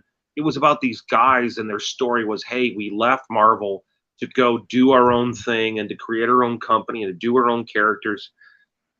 But they were very much the face of the company the way I am the face of Boneyard Press. And at Marvel, it's a giant faceless corporation. So with the Marvel Kill Marvel book, Ed and Jim nailed it. I had to come up with a different plot. I had like somebody cited the Beetlejuice waiting room thing, and they're like, yeah, you guys nailed that. So with Kill Image 2, it's a revenge book. It's the revenge of Todd, Jim, and Rob on me, because in the Kill Marvel book, the very end of the Kill Marvel book, when I come back and I wipe everybody out, and I'm the spirit of vengeance, very Ghost Rider-esque. They do the caveat of the big corporation. They offer me money. They offer me money to do a book with them, and they offer me money like, could I have my own creative team? And so at the end of the book, I'm left with that quandary of, do I take the Marvel can suck my cock issue. The funny part about this is what they miss in the show right here. The thing that they miss is this is the limited signed edition. So the cover price on this is $7.95, and there was probably maybe 500 of those made. And on every issue, when they open the cover, they're going to open the cover here, and in the lower left-hand corner of the inside cover is my drawing. Every issue, see the artwork there? I drew that. That's not printed. Right there in the corner, I drew that. Yeah. That's my signature, and it's in color. I can't really make out the color here, but I drew that in every comic for the signed edition. I did a drawing on the inside front cover. Wow. So that's one thing that they missed on what they have. And I've got a couple of these Kill Marvel comics left. If somebody wants to get a copy, I've got a big-ass dental bill, and I need link your in the description. Link in the description to the American Horror Store. So at the end of this book, and they have a thing where they're trying to figure out what character, and they talk about his ball bag being his cock socket, and it's Prince Namor. It's Namor. It's definitely Namor. And at the end of the book, the big corporate head offers me the carrot of the money. And in what I think the sequel for Kill Image 2, The Revenge, I do sell out. That's the thing, is in Kill Image 2, I do sell out. I become everything that I hated. Well, the character in the book becomes this thing for Marvel Comics, this shill, and it's Rob and Todd and Jim come back for their revenge, and I actually want to involve them. I want to have Todd do a cover. I want to have Jim do a cover. I want to have Rob involved. I want to reach out to these guys and talk to them, because I've talked to these guys. I've got a big interview I did with the Comics Journal with Rob Liefeld when he left Image. I've done interviews with Todd McFarlane. I've run into these guys at parties. I've seen him at shows. It isn't like we don't know each other. It isn't like we haven't talked. So I would really like to reach out to Todd and Jim and Rob and work out Kill Image 2, The Revenge, and bring them in. Amazing. Make them part of the joke. Yeah, for sure. Is this the same artist that did Kill Image? Yeah, this is Joseph Duncan. Yeah, look at him. Look at his growth here. He's really good, man. He's really good. I don't know what happened to him. After Kill Image and Kill Marvel, my life fell apart after these books. So I did these books, and then my girlfriend was raped and murdered doing my film The Garbage Man, and it was in the middle of the Jeffrey Dahmer controversy. So I lost touch with a lot of people like Joseph Duncan. And Joseph is a guy that I hope he's still out there alive. I don't know if he did any other comic books, but I always thought that Joe really had the goods. I always thought he really was an amazing artist. And we cut to a commercial for Street Angel. They're shilling their shit. No, it's all good. It's all cool. I like Street Angel. I think it's a good book. Yeah, I need to pick it up. I haven't read that one yet. And Jim Rugg just put out Hulk Grand Design, which like synthesizes all of the Incredible Hulk down into one graphic novel, which is crazy to think about. But the shit he drew looks really cool in that. I love these guys. I watch these guys when I draw all the time. And it's, it's great to see when they put my buddy Hart Fisher on here, put him on blast and show his comics. That's great. I think they should have had you on this episode, do a commentary over it personally. Have they done that in the past? Sure. They go through. They get Eastman and Laird on to do Ninja Turtles every month. I know Kevin. I don't know Peter Laird, but I know Kevin. Man, I've had a lot of fun with Kevin out in LA. His Last Ronin comic is blowing up. Man, that's a popular comic. Imagine that, man. 40 years later in your career, and you're doing the most popular work you've done in 40 years. That's crazy. Kevin's a really talented artist. Like, people get hung up on whatever the thing is that they discovered of you. Like, okay, so somebody thinks that I'm only the Jeffrey Dahmer guy, and they don't know that I'm a established spoken word performer, that I've got books of poetry. They don't know.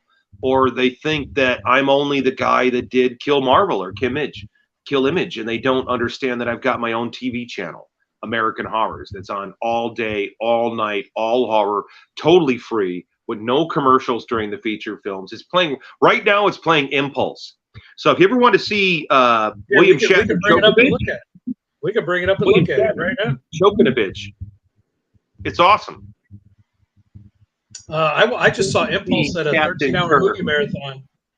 Impulse is a fucking crazy movie. I watched it in a 13-hour movie marathon last month. William Shatner being crazy. Here, we'll put it on for a second. Do you mind? You are the owner of this stream, sir. I am the owner of the American Horrors television channel, and I give you permission to stream it on this show right now. Yeah, this is William Shatner's, maybe his craziest. Well, Devil's Reign's a pretty crazy fucking movie, but Impulse is a crazy. I think this is crazier because he wasn't trying to kill a little girl in Devil's Reign. Right. This movie's great. I'm so glad you're playing this right now. He's about to hang this motherfucker from a. What does he hang him from? It's coming up. Yeah, it's the next scene. This guy's a bad guy, so William Shatner owes this guy money. And he's a total sleazebag that is using women and going from girl to girl. And he's got like some business opportunities. And if you ever want to see William Shatner choke a bitch, this is your movie, Impulse, only at American Horrors. Yeah, people think William Shatner went from Star Trek to fame. Star Trek was actually kind of a failure and was canceled after 3 seasons. And he went about a decade doing movies like this before the Star Trek: The Motion Picture made him ultra famous. And he had a pretty good run in horror films, like you mentioned, The Devil's Reign. Yeah, he's in this other horror film, Esperanza, which is in its own like made-up language. And then we have him in this spider movie. What the hell is it called?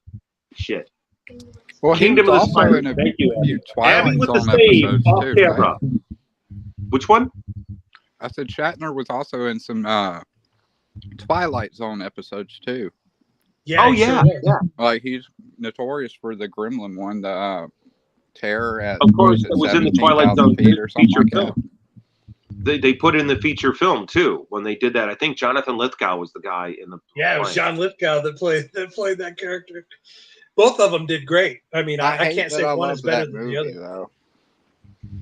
I like it. I like the Twilight Zone. I also like. Here God, it is. It's Well, taking No, it I'm back. just talking about like the Here stuff it with is. the helicopter and stuff like that. It kind of put a bad kind of air around that movie. Oh, you're talking about the people that died making the film, Yeah. and I believe it was John Yeah, Landis, the helicopter director. accident. Wasn't Yeah. it Vic Morrow was one of the It was actors Vic that died Morrow in the and helicopter two wreck? little girls, right? Or one little Yeah. girl. Yep. I think it was a Well, boy you know- and a girl. Nobody wants to be honest that making films can be very dangerous. And so the notion sure that John Landis could control a helicopter is foolish. Every stunt that you do in a film, like this hanging thing he's doing here on the screen, a hanging stunt is super dangerous. Most people don't know He's that. boxing his body. Yeah, he's smacking him, but most people don't know that Brendan Fraser died making The Mummy. In The Mummy, they've got a scene where he's hung. He died. They hung him for real. It was an accident. They had to revive him on set. He almost died. Hanging stunts are dangerous. Making movies is dangerous, right, Kevin? Oh yeah. Well, absolutely. Well, In it's more Cockhammer, so we do this about whole. In Cockhammer, circumventing we do this whole everything to get scene the where kids doing it. we That's do this only whole scene in a mortuary where the ceiling in this mortuary was caving in and pieces were falling all over the place. And before I would yell action on any scene, I would give everybody a contingency plan of where to fucking run if the roof caved all the way in. And I made them do drills. I said, okay, the roof's caving in, run. And everybody went to their safe corners so no one would get smashed by the roof. Like, making movies is for real dangerous. And It is. Like, I've done a lot of fire. It's nerve-wracking as fuck.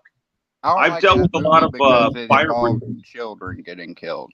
That's just it. It was just the kids. I don't care what adults do. Like that submarine shit. I think that's fucking hilarious. Oh God. That's a whole other subject matter, brother. I'm going to get back to the movie stunts. And like, let's say you've got these issues with stunt people like the Angela Bassett stunt double that died in the making of Vampire Brooklyn from a roof fall. For myself, in a lot of the stuff that I've done, we've dealt with fire a lot. So I've dealt with live fire breathing, and I've always been super serious with everybody. Like, motherfucker, we're dealing with fire here. And I was the most serious person, me, the director. I was the one that was like really concerned about somebody getting injured on my set. That was like really important to me, that the safety of my actors, the safety of my crew was very important to me as I've done this journey of a filmmaker. So I think that that's something that people forget sometimes, because you get inured to violence from watching, like, let's say, Jackass or Ridiculousness. And you think that that person who fell 2 stories and knocked their head off the ground is going to get up and be fine. Motherfucker, they're not. They're going to the hospital. That person's jacked up. They're going to the hospital. So we as filmmakers, like Kevin, we have to be responsible and maintain the safety for our actors and our production people. And sometimes it's tricky. Like for me with the fire stuff, it was tricky. Like we do the best we could, but it's tricky. Yeah. Oh boy. Look at The those. stunt workers. Skinny, are pretty you crazy. still in the car? Skinny, where are you now? Are you in a bathroom somewhere, Skinny? Are you trolling in a truck stop for a little truck stop dick? What's going on, Skinny? I don't see you on camera. So there we Oh. go. I was What eating is this? chili. I didn't want to eat on camera. Are you in a pigeon coop? I don't know I'm what's just hanging worse, out. eating jelly in a pigeon Right coop now. or sucking I'm truck just stop hanging dick. out with the bunnies. It's Okay. bunnies. He's got Wow. bunnies. Look. Skinny's bunny factory in full effect here. We have What are the All right, bunnies' Skinny's names? got bunnies. I'm going to take a quick pee break. I'll be right back. You guys talk amongst yourselves with the bunnies and show what you need. I'll come back and I'll hurl an invective at Zach in a second. And Oh, we still invective. got so much more to go through. We got MP Armageddon. I've we got a still got freaking the- invective coming at me, dude. I've got to get prepared. Got an An invective. invective. Turn What are you your putting on your crusade armor? turn your mic up, Zach. Can y'all hear me now? Turn it up. What the heck? Can y'all hear me now? Up higher. I don't think it goes All any the higher. way, bro. Turn it up to 11. Like, break the dial. All right, Okay, how Skinny. about now? This has got to Well, be. I guess you just have a weak little voice. Okay, wait. sir. I'm turning it. I'm turning the volume up. Does that work? No. It doesn't work. So I've It's- got you're- freaking. I have headphones in. Well, you have a weak little microphone, sir. It's hard to hear you. Skinny, name the bunnies. Oh, yeah, the big one was Frank, and the littler one is actually his son, Francis. Frank and Francis. Yeah. Look at them. Look at the little guys. Oh, he's not little. Yeah, he's a He's a freaking fat monster. ass. He's a big, monster. man. Night of the Lepus over there. And then I got the girls over here. Look at that. Who's that? This one is the mama of Francis, and this one that's bigger than her now. They were just a little over 10 weeks old now. They were Okay, born well, on who are Easter. Who are they? Who's the mama? What's the mama's name? The mama is Appa, like the air bison from Avatar. And, Okay. And so we named the girl bunny Lapa because they had similar colors. So it's just little Appa. Okay. I'm a simple Okay. man with simple pleasures in life, like marijuana and cute animals. Marijuana, bunnies, and Otis Stein. Yeah. Issue number 3. Funding soon on Kickstarter. I gotta fucking get my my shit in review soon. It's I'm it's a hoping- hectic fucking thing. Hey. Okay, Zach? can you hear me now? Oh yeah. Oh, Hell so yeah. much better. I've never So had much better. I've never had internet problems like this before, like on all the streams we've done. You I really know seem what to- incredibly irate about it. Yeah, I don't know what the issue was. It was like y'all couldn't really hear me, and then for some reason, like it just started. I couldn't hear Kevin at all talking. I So I mean, went that's what I out. hate about technology, man. Like, it could literally be anything cause it a issue. It could just be like not enough power is being put into your microphone, so it's not working as effectively. Or it could just be a shitty microphone, or there could be a break in your cable somewhere, or who the fuck knows, man. Yep. Oh god. Or it could just be Satan just decided to possess your headphones and make you listen to all Not the to cash voices. my second half pint of American honey here. I bought a Jesus, third, but man. two is too many. I for me.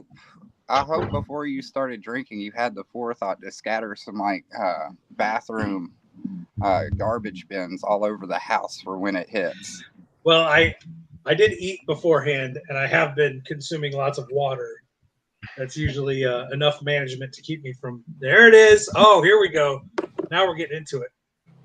Mr. Fisher, we still have so many things to cover, so many things that have been going on with you recently. Zach, tilt your camera down. I'm getting like from the tip of your nose up, and it's very absurd and not good. Look at his little Zach, nose. He's got a Tip cute your little- camera down. You've got about half of your picture above your head showing the ceiling. There, we want to see that nice purty mouth. That's a purty mouth. Let me see that mouth. Smile for me, boy. I do have a pretty mouth.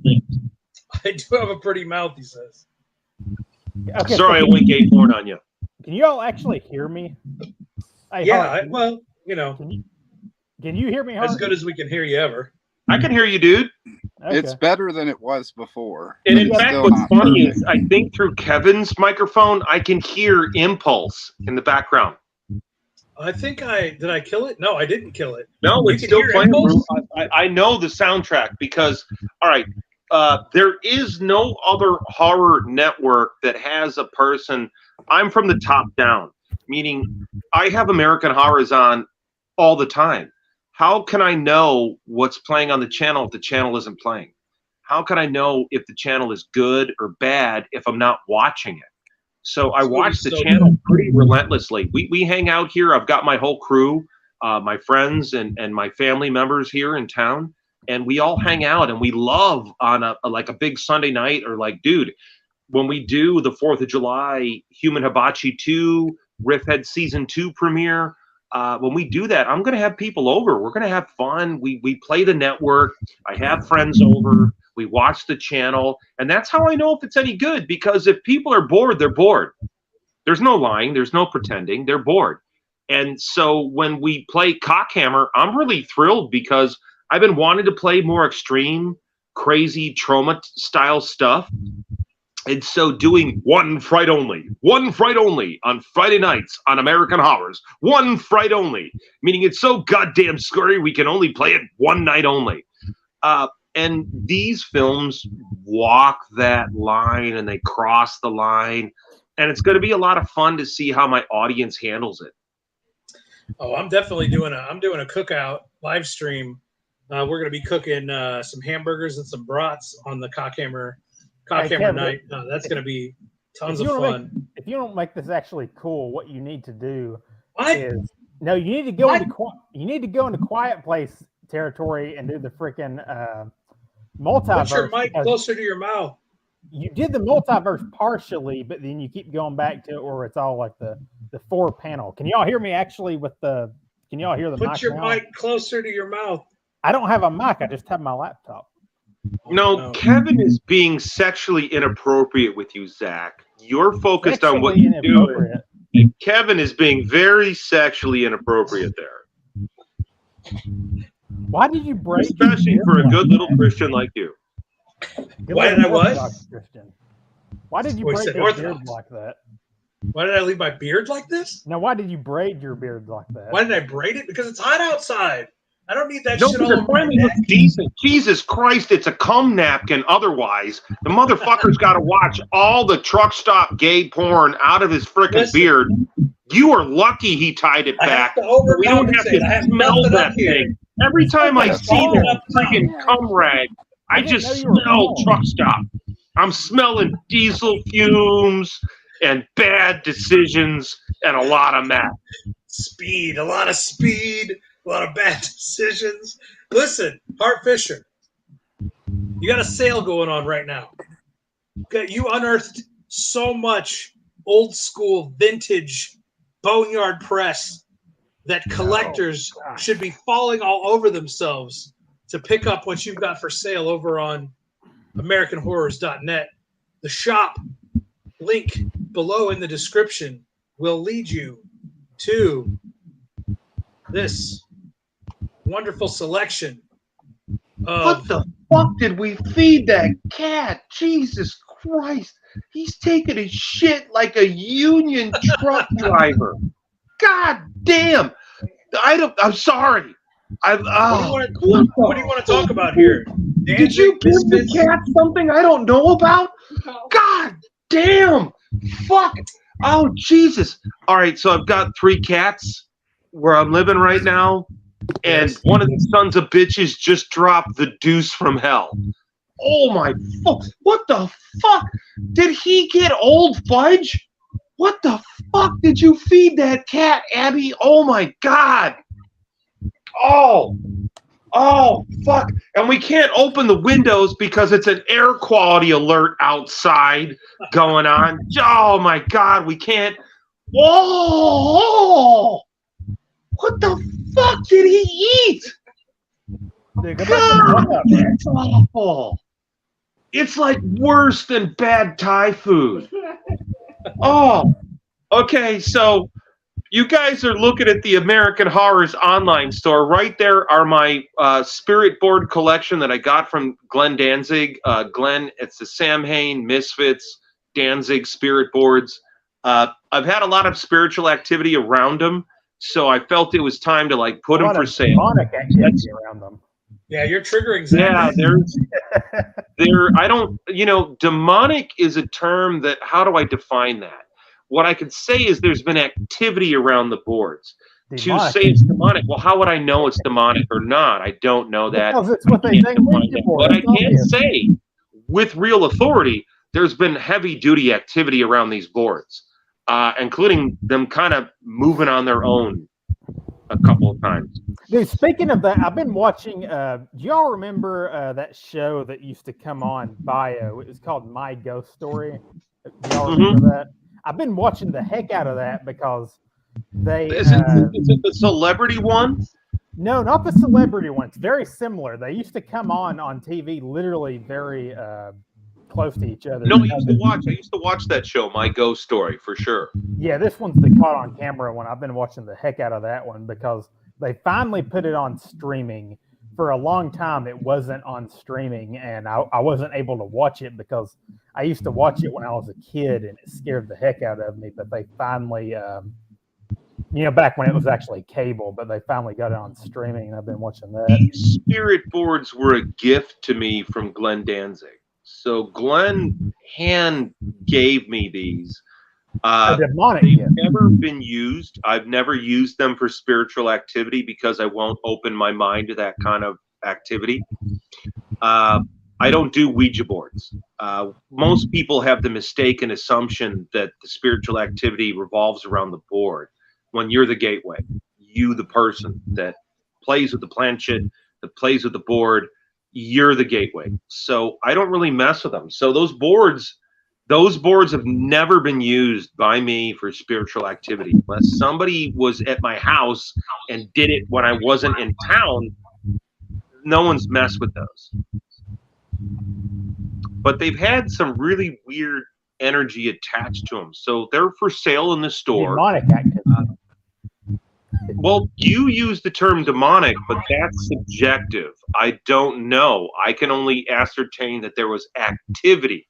You're trying to put a morality to it, and I don't have enough information to do that. I can only say that there's been activity involving these boards. They've actually physically moved on their own. There's been some interesting stuff with them. I've had some, I'll admit it, I've had some bad vibes. There's times where I've had to put them away. I agree with you. Back before I actually converted, I had a girlfriend, and we used to do stuff like that frequently with Ouija boards and various other things like that. And I can definitely say now, looking back on it, it was some pretty evil stuff. That it's not evil. It's not okay. You keep trying to ascertain a moralistic judgment to some activity. That's because I'm working from the point of normative authority. You've had some experiences that could go either way. In Zach's religion, you're not supposed to tap into it, but Heck yeah. The fact but he that played it with it exists anyway. itself. No, he played with Zach played with it anyway. Isn't necessarily I demonic. think the word we're looking for is irresponsible. I don't think so. Not evil. Well, I would say, like you said, like with the activity, it would be irresponsible to go around. What you're around doing with it. But it's when not you necessarily play, evil. when you play with these kinds of activities, you are opening yourself up to things you don't know what they are. And so it could be good, it could be bad, it could be nothing, it could be a joke, but you're opening yourself up to energies that you have no control over, except for your ability to sever the connection, because a lot of people aren't strong enough to sever the connection. a lot of people will make a spiritual connection or a energy connection, and they lack the ability to stop it. And What are that's you a drinking, big Zach? thing with shamanism and with being a real magician, is to be able to stop it. And a lot of people get caught up in doing drugs and trying to get involved in these activities, and the drugs are a shortcut. They're not an actual discipline. They're not an actual ability. They're a shortcut. And same with the spirit board. It's a shortcut, and you're opening your head up. You don't know what's coming through. You don't know. And there's no, you keep going demon, but I'm not saying that. Didn't angels turn Lot's wife into a pillar of salt because she looked over a goddamn fucking shoulder? So what's the difference between an angel and a demon? There's not much difference. There's Well, not much difference at all. They come from Horribly the same destructive thought. beings A demon. that behave on their own. Does an angel have a soul? Huh? Zach, What? does an angel have a soul? I would say yes, but No, they don't. how They you do not. know? It's They part don't of the have jealousy corporeal between form. human The beings soul is a and corporeal angels. form. An angel has no soul. Human Well, they are beings spirit have beings. souls. No, we didn't say spiritual. You're diverting. Well, you've got An angel, sort of- according to Scripture, has no soul. In fact, they don't they're have a body, but they don't do even have their own. They don't have their own will. They do That's have a the will. gift They have that free God will. gave humanity. Correct, Zach? Yes, and he also gave angels free will, which is how we get demons. They use But their they free don't will have to a do soul. evil. They They don't free have a will. soul. So okay, They so a don't have human a is soul, thought. Zach. Zach, they don't have a soul. Well, the way that we know soul, we know noose, which Kevin, is I love your basically- smile. Your big cherubic smile, Kevin. I love it. We're having so much fun. Let's check in with everybody. I'm drinking the We were American supposed to whiskey. sell shit, Kevin. What's going on here? We're Well, we're having a selling real all kinds deep of shit. conversation about demons and devils and angels and Skinny with his pants off in the Well, backyard. that's what with I was getting ready to cocktails. ask. Skinny's not And drinking, here we are are. you? You're smoking, right? Yeah, I don't What's drink. everybody tweaking on over here? I'm on the American Honey. Hart, I got you're purple on haze the. in here. What is that? You're drinking what's in the chalice? Is that rum What's in and the that? satanic Is that rum and chalice? root beer that you were telling me about? The rum and root beer. Yeah, Zach. Yeah, for real. Yeah. No, but this is rum and Coke. So I've got Oh, rum and Coke and a little splash of Kahlua. If you have rum and root beer with a little tiny splash of Kahlua, it really brings out the vanilla. And Zach, what are you drinking again? Let's flash what you're drinking again. Is that I'm whiskey? drinking- yeah, Holy LaCroix, and then very old Barton, which is whiskey. Which I But really like. And it Skinny, because- what are you smoking on over there? Bringing other beer. So Oh. I'm drinking this, and I've got one more of these guys, Fantasy Factory. Thank you, Adam Law. Thank you, Adam Law. And she's going to bring me, but I had Outlaw needed and a flavor break. the Unicorn Fantasy Factory. And Skinny, what are you smoking? I'm the smoking purple unicorn. haze in one of these.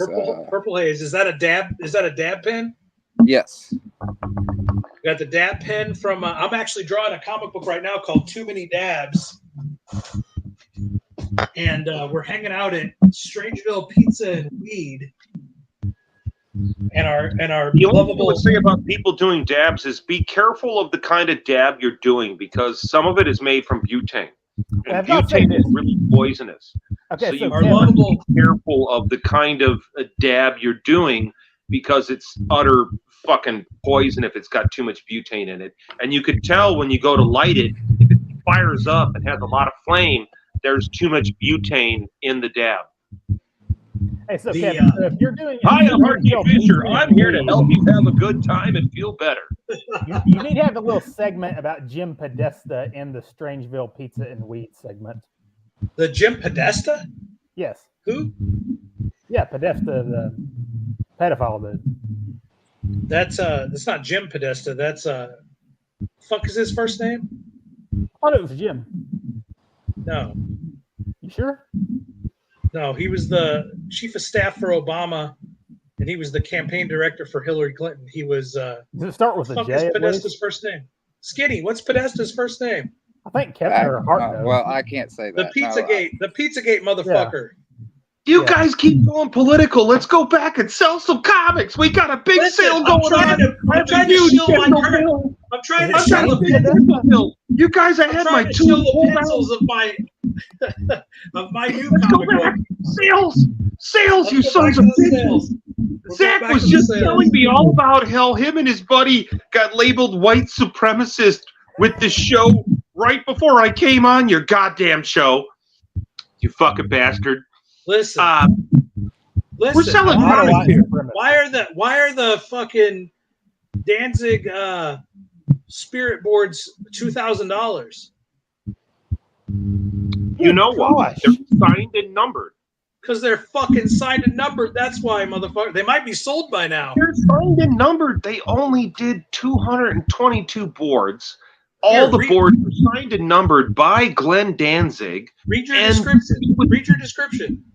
I can't because I'm on a smartphone I'll read and it. a I'll read little it. bitty picture. I'll do my Hart Fisher impression. Hey, Oh, my fellow Dude, that doesn't sound anything this is like Hart Hart. D. Fisher here, and in the name of the Halloween season, and after all of the flooding in my house that my insurance wouldn't cover, American Horrors is offering up my own limited edition Danzig Misfits and Sam Haines Spirit boards for sale. I Don't got forget to these talk about the boards. tooth. Talk about the tooth. I got these boards signed and handed to me personally by Glenn Danzig when I was editing on a music special project with director Mark Brooks and Danzig about 10 years ago or so. There's Talk only about the tooth. 222 of each board, all signed by Glenn. My set of 3 boards is number 45 out of 222. These have been in the American Horrors offices for a decade, and I feel it's time for a new fan to have these gorgeous wooden spirit boards on their office shelf. Plus, I will note, I have never utilized these boards for magical purposes. One considers them virgin boards. I'm selling them as a set of 3. It's a mistake to break them up. They're $666 each for a total of $1,998 for the set. Within the United States, shipping is free. Talk about the tooth. Doesn't that say it all, Kevin? That Was says this when, everything you need to know. And hey, Says that's only one item for sale in the big dental sale by there you Hart go. Fisher here. We have here's a sale price of $145 on Raven Wings #2 by Boneyard Press. Tell us about this. Well, it's famous because it's the first published work of Gerard Way from My Chemical Romance. A Oh, lot here of we go. know that Here we Gerard go. Way, for me, he was Gary. And so Gary was publishing comic books through Boneyard Press on Raven's Wings starting in like 1994, 95. And I had Gary on a talk show with me. Gerard Way was on a talk show with me. I got him and his mother tickets to be in the audience on the Sally Jesse Raphael show in New York City. And I had a long working relationship with Gerard, but for me, it was Gary. It was before the band, before the affectation. He was just Gary to me. And so On Raven's Wings #2 is his first published work. Actually, #1 is the first published work. #2 is the second published work, but I'm all sold out of #1. And the books are really good. I like them. I think they're good. I thought Gary did a good job of writing. This is an amazing cover. Who did the cover for this?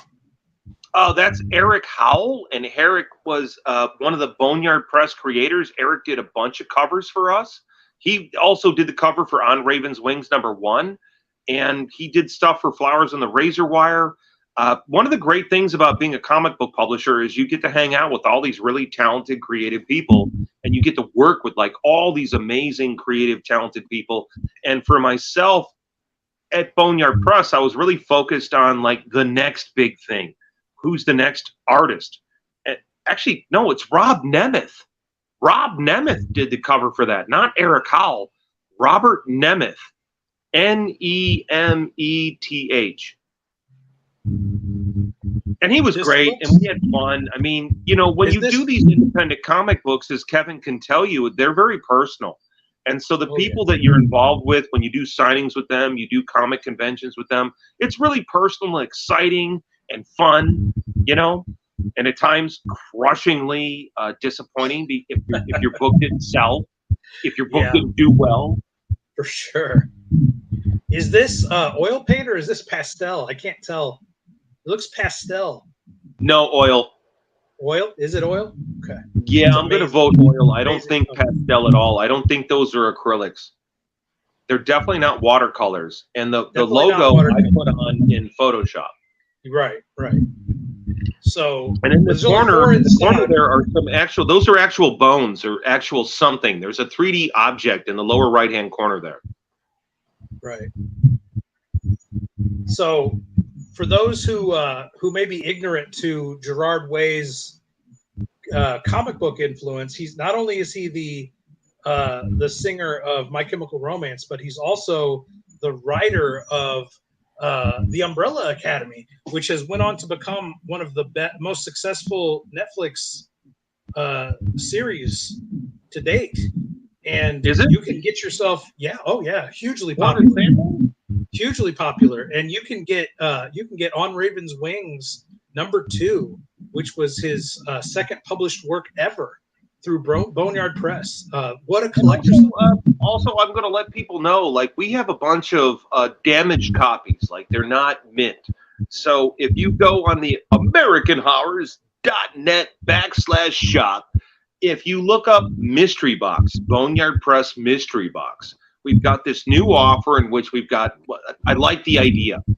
And so some of the stuff we're putting to the Mystery Box are, we call them readers' copies of On Raven's Wings. They're not mint condition. They're not near mint. They've been beat up a little bit. We had a flood. So we had a flood in the offices. When you talk about last year and you read that description, we had 4 different floods in the office that I set up last year. I lost $5,000 worth of merchandise. All these collectible books got destroyed by the flood. The water came in through the goddamn walls in my new order fulfillment office. It was my new order fulfillment office. We just moved in there. I was really excited about this. And the landlord did not warn me about this. He did not tell me about this. I wasn't covered under his insurance, my renter's insurance. Oh, gee, if I'd had a burst pipe, I would have been fine. But because the water came in through the fucking walls, I lost $5,000 worth of collectible books, all Terrible. destroyed. So a lot of these books are still like, you could fucking have it and read it and look at it.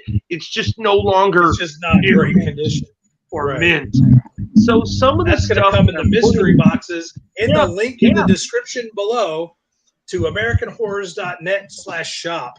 Skinny, imagine if your new shipment of 1,000 copies of Otis Stein #3 were water damaged and you couldn't sell them anymore. Wouldn't that? Yeah, I wasn't laughing like at his situation. I was laughing more at just how he just, because the water came through the walls. I'm just laughing because it's all a bunch of bureaucratic bullshit. It's always screwing us over. bureaucratic Any way they can to not fucking pay out, that right? sold me my insurance were like, you're covered, Hart. You're fine. Nobody said, hey, gee whiz, Hart, maybe you might want to have some extra flood insurance. And gee whiz, maybe if my fucking landlord had let me know there was a flood danger, and it was obvious there was a flood danger because the walls were damaged with it. I should have fucking seen it. But I was recovering from mold poisoning from the previous asshole house I had to fucking flee from because the landlord was unscrupulous.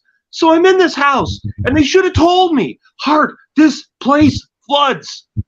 They didn't. I lost electrical gear.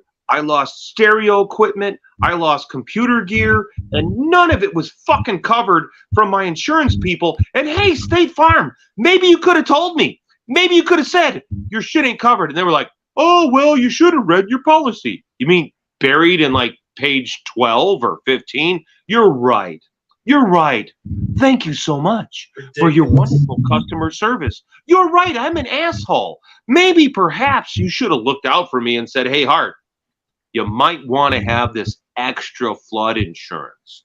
In case you're not covered here, you're in a collectible comic book business. Perhaps me, as your insurer, perhaps I should have told you. You could have paid a little bit of extra money and been covered. But they didn't. Ridiculous. All right, next up, we don't have to spend much time on this. I know you don't like to harp, guys. I'm locked you don't in. like to harp I'm on loaded. this. We're ready for another beer. Abby, help me out. You don't like to harp on this stuff. We can move through it quick. We still have NP Armageddon to get to, but we're dealing with the sale right now. The next item up on the page here, Jeffrey Dahmer's unauthorized biography of a serial killer by Boneyard Press. I've only got a couple copies left. Like, these are really hard to find. If somebody wants to get the trade paperback, the Big Book of Dahmer, you can go to Indiegogo and you could get it. You could still pre-order. Here we go. Oh, you are lovely, Abby. You are just fantastic. What do we got here? Oh, that's what I'm talking about. All right. So the Jeffrey Dahmer unauthorized biography of a serial killer, that's on all the news. So if you're a collector and you want one of these, get it. You should. If you featured on the Netflix Jeffrey Dahmer. It's a piece of history. This is legitimately a piece of comic book history. This isn't just people be like, "Oh, Hart, you're just blowing up smoke up your own ass." No, it's bullshit. This is an actual piece of comic book history. 100%. So if you want to have a piece of history from the guy who made history, you could get it from me. Or you could get the Big Book of Dahmer reprint that's on Indiegogo. Now, I totally recommend people get the Indiegogo because you're going to get all 4 issues. You're going to get the Jeffrey Dahmer, an unauthorized biography of a serial killer. You're going to get the further adventures of young Jeffrey Dahmer, which is a really fucked up book. Oh my God, I couldn't remember. I forgot how fucked up this book was. And then you've got Dahmer Zombie Squad, and then you've got Jeffrey Dahmer versus Jesus Christ. And we've got a really good introduction by David Hayes in the book that really hey, hang on. I was the first person to publish David Hayes as a novelist. Hang on, one second. So you know Dave. So is Dave the guy that So did that novel called got his shit? What's going on there? What he waddled off somewhere? Hey, Hart, check this out. Nice waddle, Kevin. Cannibal Fat Camp Hey, is David Hayes the guy who did by that David novel C. called, Hayes and Mark C. Sino. This was the first fiction novel published by David C. Hayes. Did he also write that novel called Cherub? Filmmaker. What did he? What's that? Did he write the novel called Cherub from The Sheriff? Bizarro Yes. Bizarro Yes, Pulp he Press? did. Bizarro Pulp Press. Yes. So we have a connection to David C. Hayes here, sir. We've both published David C. Hayes. Yeah, the other one, Bizarro Pulp Press. They also This is published so just so you know, Strange House Books was my Bizarro fiction imprint. It's a small world, isn't it, Kevin? It's a very small world, isn't it? So the other publisher that published David C. Hayes also published me back in the day, but that book that they published of mine, Soothing the Savage Swamp Beast, is out of print. So your Chronicles of an Altar Boy comic book was published by who? Bizarro Pulp Press. Bizarro Pulp Press, but fuck those motherfuckers today. Fuck them that all. guy, the editor, Vincenzo Byloff. After I started getting more like adamant on social media, he tried to sell me on freaking Crowley and stuff, and I'm just like, dude, you're a normie. Being Crowley. Yeah. So let's keep moving. Great piece of the 20th century, Aleister Crowley, who invented. Let's keep moving through the Boneyard Press sale. Simple. Those who know. Let me get this up here. My shit's being weird. Okay, here we go. Next up is Babylon Crush. Nothing, like, your shit has been weird all night. Like, nothing you tried to post has worked. Yeah, Nothing. This is true. So you It's should very just focus on dialogue. Dialogue. Just dialogue. Just us talk, having a beer. We're going to talk about trying to Anti put this in the Armageddon. screen. Where are you going now? Here we go. Babylon Crush, a Babylon Bondage Christmas adult cover by Boneyard Press. Dude, we are so in the fucking same wheelhouse, Hart. It's so crazy that we have worked sort of tangentially together in the publishing industry and only have recently crossed paths. Let me show you something else. I'm going to waddle again. Oh, waddle away. Jesus. Is he packing a load in his ass there? What's going on? Has he got like a dump? He's harvesting mass. I like that answer, Kitty. The idea of perverting Christmas or doing extreme horror versions of Christmas. Here's my A Very Strange House Christmas anthology, which this is all fiction. This is all it's not comics. It's all horror fiction. But I did my own anthology of horror Christmas tales back in the day, about 10 years ago, before the PC conversion of fiction. Let me tell you something, Hart. It broke my fucking heart to deal with 2013, 2014, when the around the time of 2012 was Trayvon Martin, and then we moved into 2015, 16, the Michael Brown shit. You know, I lived in St. Louis City when Michael Brown was killed by that officer. And there were literally, like, the schnooks that I shopped at on Cherokee in South City, St. Louis. The police closed the schnooks and staged in their parking lot when there were Michael Brown riots up and down the main drag there, busting out the windows of shops and shit, and chanting, you know, hands up, don't shoot. That was all in my fucking neighborhood, and I was almost killed. I went out to get the mail one night, the night that the officer, what was the officer's name, Zach? Do you remember the officer's name? It was Zimmerman. Zimmerman, right? Yeah, no, that was Trayvon Martin. I'm talking about Michael Brown. Okay. I forget the name of that officer. Was the victim of Michael Zimmerman, correct? Zimmerman. He was shot. Yeah, he was shot in the neighborhood. Trayvon Martin was killed by Michael Zimmerman. Zimmerman, correct. Okay, there's like a bunch of noise coming. Is that from Skinny's? I was supposed to have a bare knuckle brawl with Michael Zimmerman. Are you serious? No rules. It was on TMZ. Alki David, the crazy billionaire, set it up. He put up a $10 million bounty, and the victims' families were going to get paid $10 million. And I was going to fight Michael Zimmerman, no rules, bare knuckles. Amazing. What happened? Did it fall through? It fell through because the victims' families did not want to participate in the service. And I was really excited because I couldn't wait to fuck that guy up. Skinny, what was the cop that killed Michael Brown? What was his name? I don't know. I don't give a shit. He's sitting out smoking weed in his backyard. He's not even on a fucking camera. He's lucky. Listen, Hart, hey, in the car no more. This guy is so stoned, he don't know where he is. Why are you going to him for a fact check?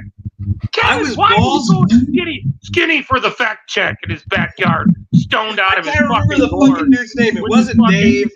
Vapor I don't pen remember his going. fucking name. He's in his backyard. Skinny, do you have a laptop there? No, this is my phone. No, this is a phone. He's got his fucking phone there, Kevin. You can't make Skinny the fact check guy sitting in his backyard. All I'm trying to say is, do you even have your pants on? Skinny, are your pants good for fact checks, you know? No, you're not answering my question. Do you have pants on? What I do is I pull my dick out, and if you suck it, you're a fag. Oh, he's got pants on. Okay. Anyway, all I was trying to say was the extreme horror and bizarro. Somebody's got no pants. Zach has no pants on. It's Zach, the Christian. It's always the Christian pervert. Zach, you have no pants. I do have pants. Those are weird pants. No, they're actually pajamas. They have. I was going to Santa say Claus. those are pajama pants. What are they? Yeah, they have Santa Claus on them. Coke Santa. Santa Claus. It's Coke a Christmas thing. Coke Santa. It's a yeah. Christmas thing. Anyway, whatever. Coca-Cola. All I was trying to say was the You're fine, but me, I have no pants. no pants on Hart. No pants on. So, but let's go back.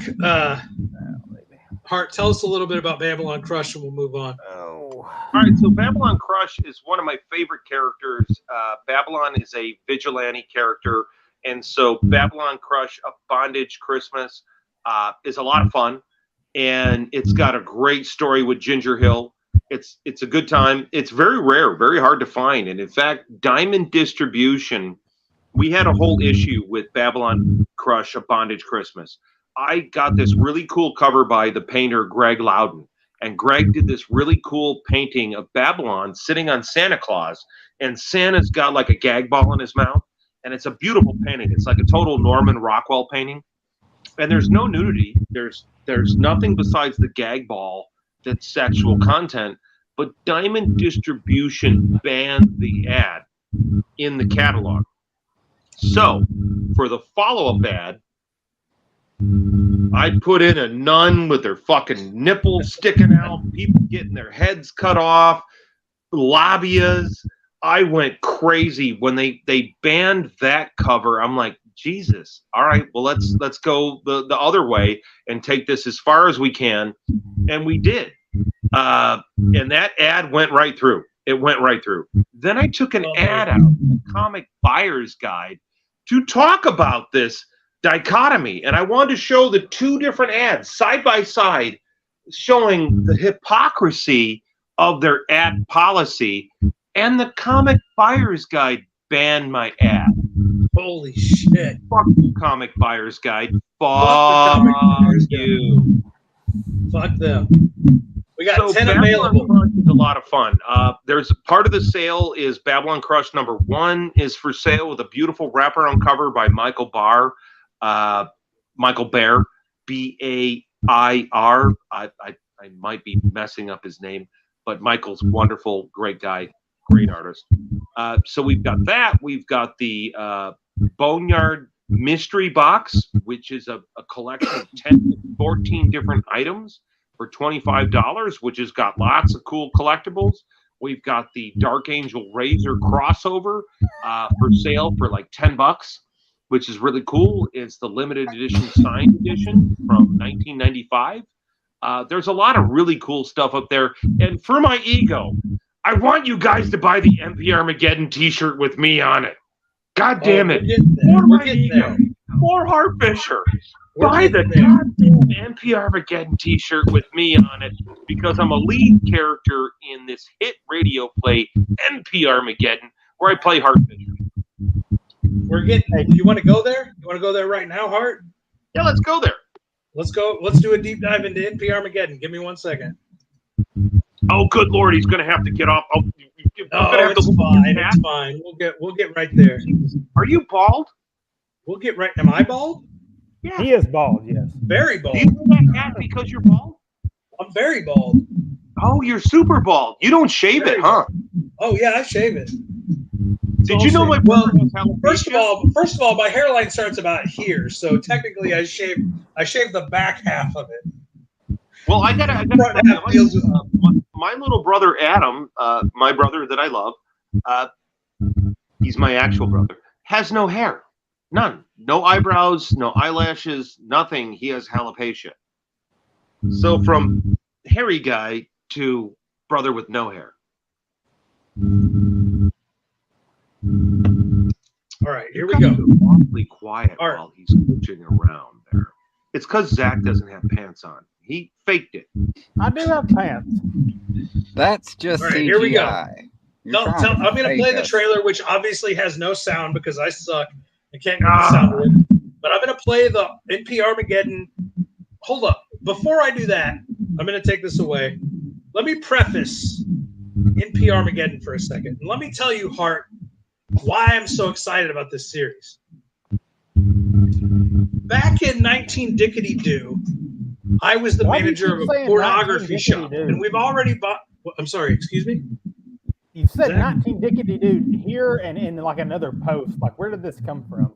Where does 19 Dickety Doo come from? Because Yeah. you don't give a fuck what year it was. It was in 19 something, motherfucker. It doesn't matter what year it was. So back in 19 Dickety Doo, Mr. Fisher, I was the manager of a pornography shop, and we've already bonded over this privately, and we don't need to cover that any further other than Max Hardcore RIP, right? Rest in peace, sir. I was the manager of a pornography shop in the late 90s, early 2000s, and the owner of this pornography shop considered himself an unregistered member of Mensa. He was a big brain genius. He was a washout of physics. He was a physics professor that washed out of college, the college career, the teacher's, the educational career, and ended up in pornography. He owned a porn shop. And in this man's opinion, rock and roll music was offensive to his customers. Are you following me? Sorry, I got distracted. Between my pants being off and my girl messing with me and the Incredible Melting Man about to play on American Horror. Sorry, I got distracted. Oh shit! Hang on, I've still got that up. Let's watch it. We'll check back in. We're checking back into the Incredible Melting Man. I, sir, am a big fan of melt movies. Let's check back in. We're going to get back to the NPR Armageddon in a second. Is this the Toby Hooper movie? No, that'd be Life Force. Now there's another one, Spontaneous Combustion. That's what I'm thinking of. That's a rare one. That's fuck the guy from who was the Cooper, Brad Dorff. Yep. Weird movie too. Great movie, fantastic movie. I'm a big fan of melt movies. Is this is this the Incredible Melting Man? Is it? Yes, I think this is the Incredible Melting Man. It's the R-rated one. It's not the one-shot comic Neon Guts is actually an homage to the melt genre. Well, Body Melt, Street Trash. Body Melt is a crazy movie. I want to have Street Trash, of course. I really want to bring that in. We play Spookies, and so I've been in contact with Spookies is great. Oh, Spookies is fantastic. It's one of my favorites to play on the network. One of the great things about owning your own horror TV channel is your chance to explore all these films from your childhood. So, like for myself, The Incredible Melting Man, it's a dream come true to be able to play this on American Horrors because I grew up with this movie and I never got to see it. I never got to see it as a kid. I didn't get to see it in VHS world. I just missed out on this film. And so Groovy from Groovy TV, this was a poster over his childhood bed when he was a kid growing up. This was a poster right over his bed. So this is one of the films that we had Groovy TV presents, Incredible Melting Man. And is it one of Rick Baker's first films? It is. I recognize his fat broad. I know I shouldn't say that. That's politically incorrect to say. That's fat broad. No, that's fine. She is going to be running and screaming from the monster in about 5 minutes down the hallway in a long slow motion sequence, and she's going to burst through a glass window, and it's really bad. I'm sorry. It's cheesy as hell. It's super cheesy. Is this the poster you're talking about, sir? Hang on. Is this the poster you're talking about? The Infinity Shot? I don't know if it is or not. I mean, Groovy passed away. Like, that's something I don't talk about a lot with the public is Groovy passed. So he died during the lockdown. The poster, sir? And it could be. I don't know which one. And he's not here to tell me. I got to ask his sister. His sister would know. I'm supposed to meet with her to pick up a laptop with more new stuff for Groovy TV, and she could tell me.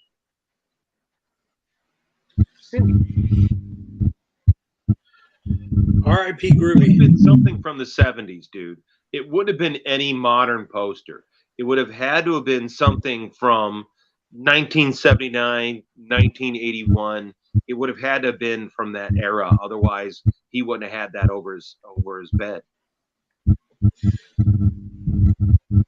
Let's get back to Armageddon. So this big brain Mensa dropout physics professor fucking douchebag that I worked for, his opinion was rock and roll music was offensive to his pornography customers. And so he had a radio in, we owned 3 porn shops. The company owned 3 different porn shops in 3 different cities. And all of these porn shops played NPR in the late 90s, early 2000s. 24/7. 24/7 played NPR in the porn shop. So, sir, I had to listen to Fresh Air with Terry Gross. I had to listen to the Prairie Home Companion in the porn. I had to check out Granny Gangbangers number 47 while listening to This American Life with Ira Glass.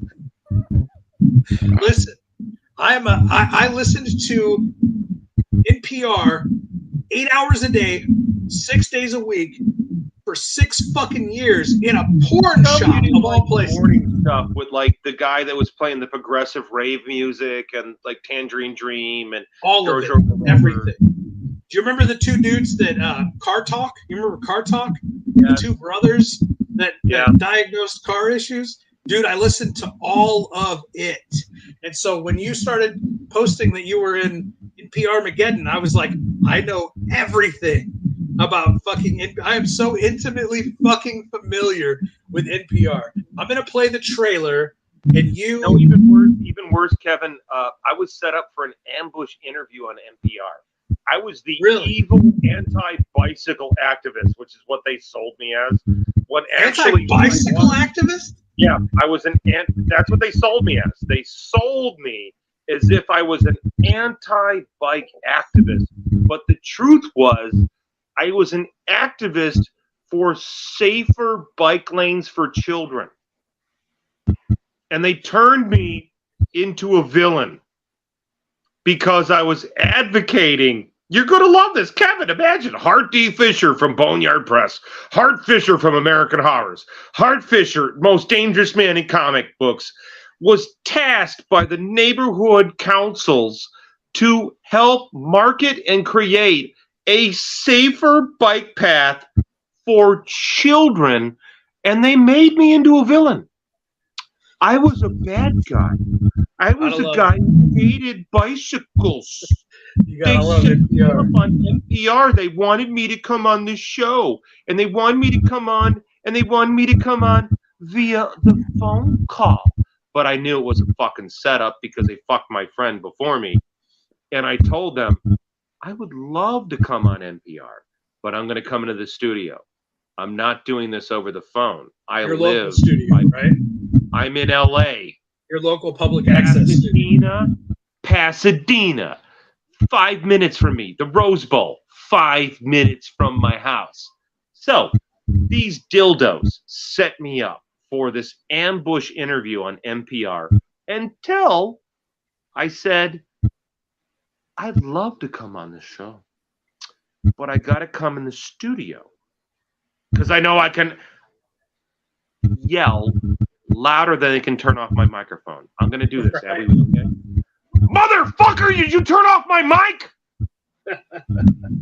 I can do that in the studio. Right. Can't do that on the phone. So they were like, okay, you'll come in the studio. And then they were like, don't you hate bicycles? And I'm like, no, I'm here for a safer bike path for kids. You guys want to put kids into highways. You assholes are trying to build bike lanes on class 2 highways where there's trucks and buses and the kids are getting killed. But I'm the dick. Oh, I'm the dick.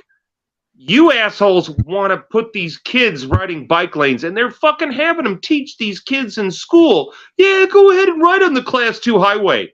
And the kids are getting killed because people in trucks can't see those kids on the bicycles.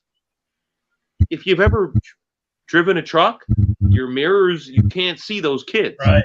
And so For this sure. was happening in LA. Kids were getting killed because of the practices of the city that was teaching children it was safe to ride on these class 2 highways next to a bus or a truck. When I was a child, I was taught, you be careful. You stay the hell away from a truck. You stay the hell away from a bus. They can't see you, son. They can't Right. see you. But these modern people, like the LA City Council, they don't care about your kids. But we're going political again. God damn it, Kevin. Stop. No, Stop. let's go into the fucking let's talk about NP Armageddon. Listen, I'm gonna set this up. I'm gonna play the trailer, you talk over it, you explain how you got involved in NP Armageddon. I'm gonna take a piss. With no audio. It's no audio. You gotta talk over it. This is your show, buddy. Kevin, Shit. you fucking bastard. All right. Tell me about NP Armageddon. I'm gonna take a piss. Dude, you're a dick. Kevin, you're a dick. You fucking cocksucker. You walked away. You son of a bitch. You left me here alone to talk about this. All right. This time he's got up to leave. It's all good. I could call him a cocksucker. He's a cocksucker. He's going to go have a pee. It's okay. Hi, I'm Hart Fisher from NP Armageddon. NP Armageddon is a comedy podcast that is taking place at the end of the world. So it's the end of the world, and it's the last NPR radio show in Los Angeles. Los Angeles is the last city in the world, and it's very post-apocalyptic. It's very funny. It's very Mel Brooks. It's very Blazing Saddles. It's very Monty Python. It's a lot of fun, and they have over 80 different serious voice actors, including the voice of Q from Star Trek. A lot of great people. Harlan Ellison is in here. It's one of his last recorded broadcasts. Fred Willard, who's a great comedian and a great voice actor. It's one of his last roles. And so it's all about NP Armageddon at the end of the world. And I get to play Hart Fisher. I'm myself. I'm the NP Armageddon host that's always right. I'm completely politically incorrect, but everything I say is right. Kind of like life. And it's based on my role as the host of Heart Attack Radio. You, Zach, don't know about Heart Attack Radio, and you can't listen to it either because the people at SoundCloud removed every episode. 125 hour-long episodes removed by SoundCloud out of nowhere, right before the last presidential election. We don't know why. We weren't notified. Nobody told us. Just every episode of Heart Attack Radio was removed from SoundCloud right before the last presidential election. You see, it's very interesting that you say that because much of sound there. It's very interesting you say that. The publisher that I was telling you, y'all hear that, or is that on my end, or I don't know who's in. It might be on my end. I don't know. You're picking up the background of the TV broadcast from the invading, the Incredible Melting Man. The audio is slightly in the background. Yeah, but you were saying that publisher that had my books out, Kensington Gore, they got deleted from Amazon after during the presidential election also, and they believe, from what I heard, that it was basically, it seems like there were a bunch of people who, anyone who was doing anything that could even be construed as pro-Trump, not that these people were pro-Trump, but anything, if they had any type of content out that was problematic, if they could be axed, if they would. And this publisher, who no one knows about, they deleted all their books. And they're not even a political publisher. They had like a satire book out that had something about Trump in it, and they just deleted all their books because of it. And it just baffles me that this is going on, and people believe. I got to admit that my co-host on the show, Josh, my co-host, was investigated by Secret Service for making a threat against Trump's life while he was president.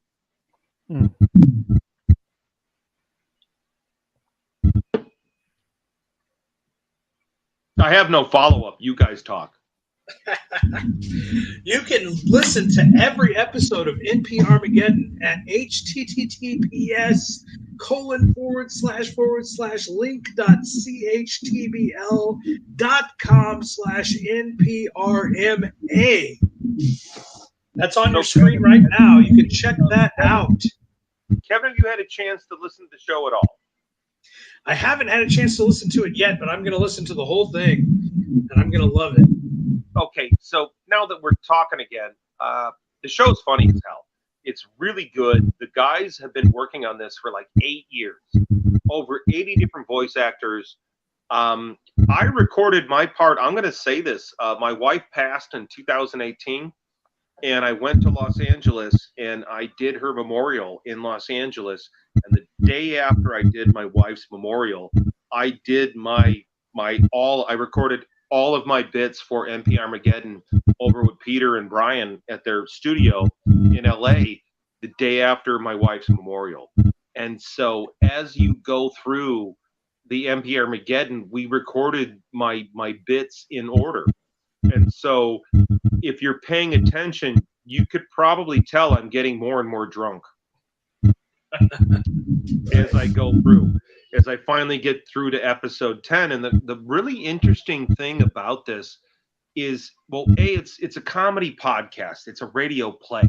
It's a radio play. And it's really clever. The notion of NPR allows you to skip through a lot of topics. And they get to do, it's very Saturday Night Live. It's very Second City TV. It's very, very clever and sharp. And it's after the lockdown, because this happened before the lockdown. Like, these guys, they cast me in my role as Hart Fisher. It's based on me in Heart Attack. If you're not ready for the truth, brother, then you're in for a serious fucking heart attack. Get ready for Heart Attack Radio. And that was my radio show. Dun, dun, dun, dun, dun, dun, dun.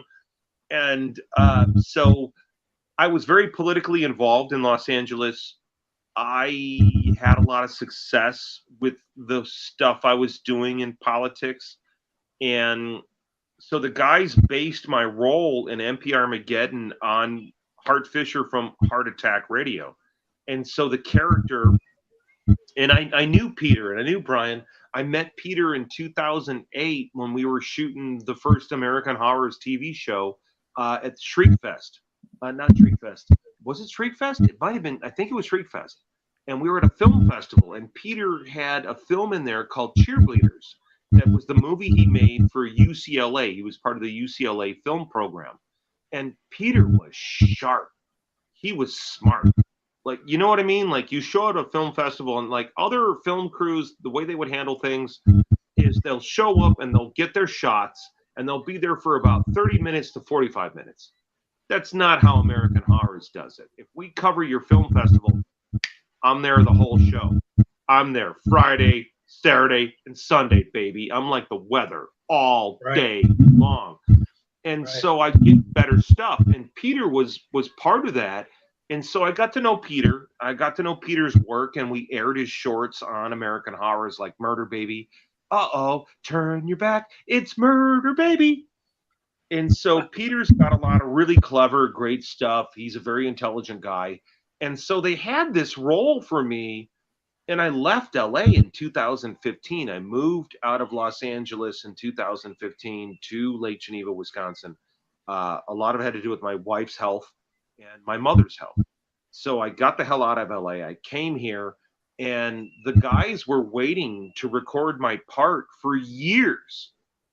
Think about that. I left in 2015. My wife dies in 2018. I do the memorial in like May, June of 2018. That's many years later. And I recorded my part all at once.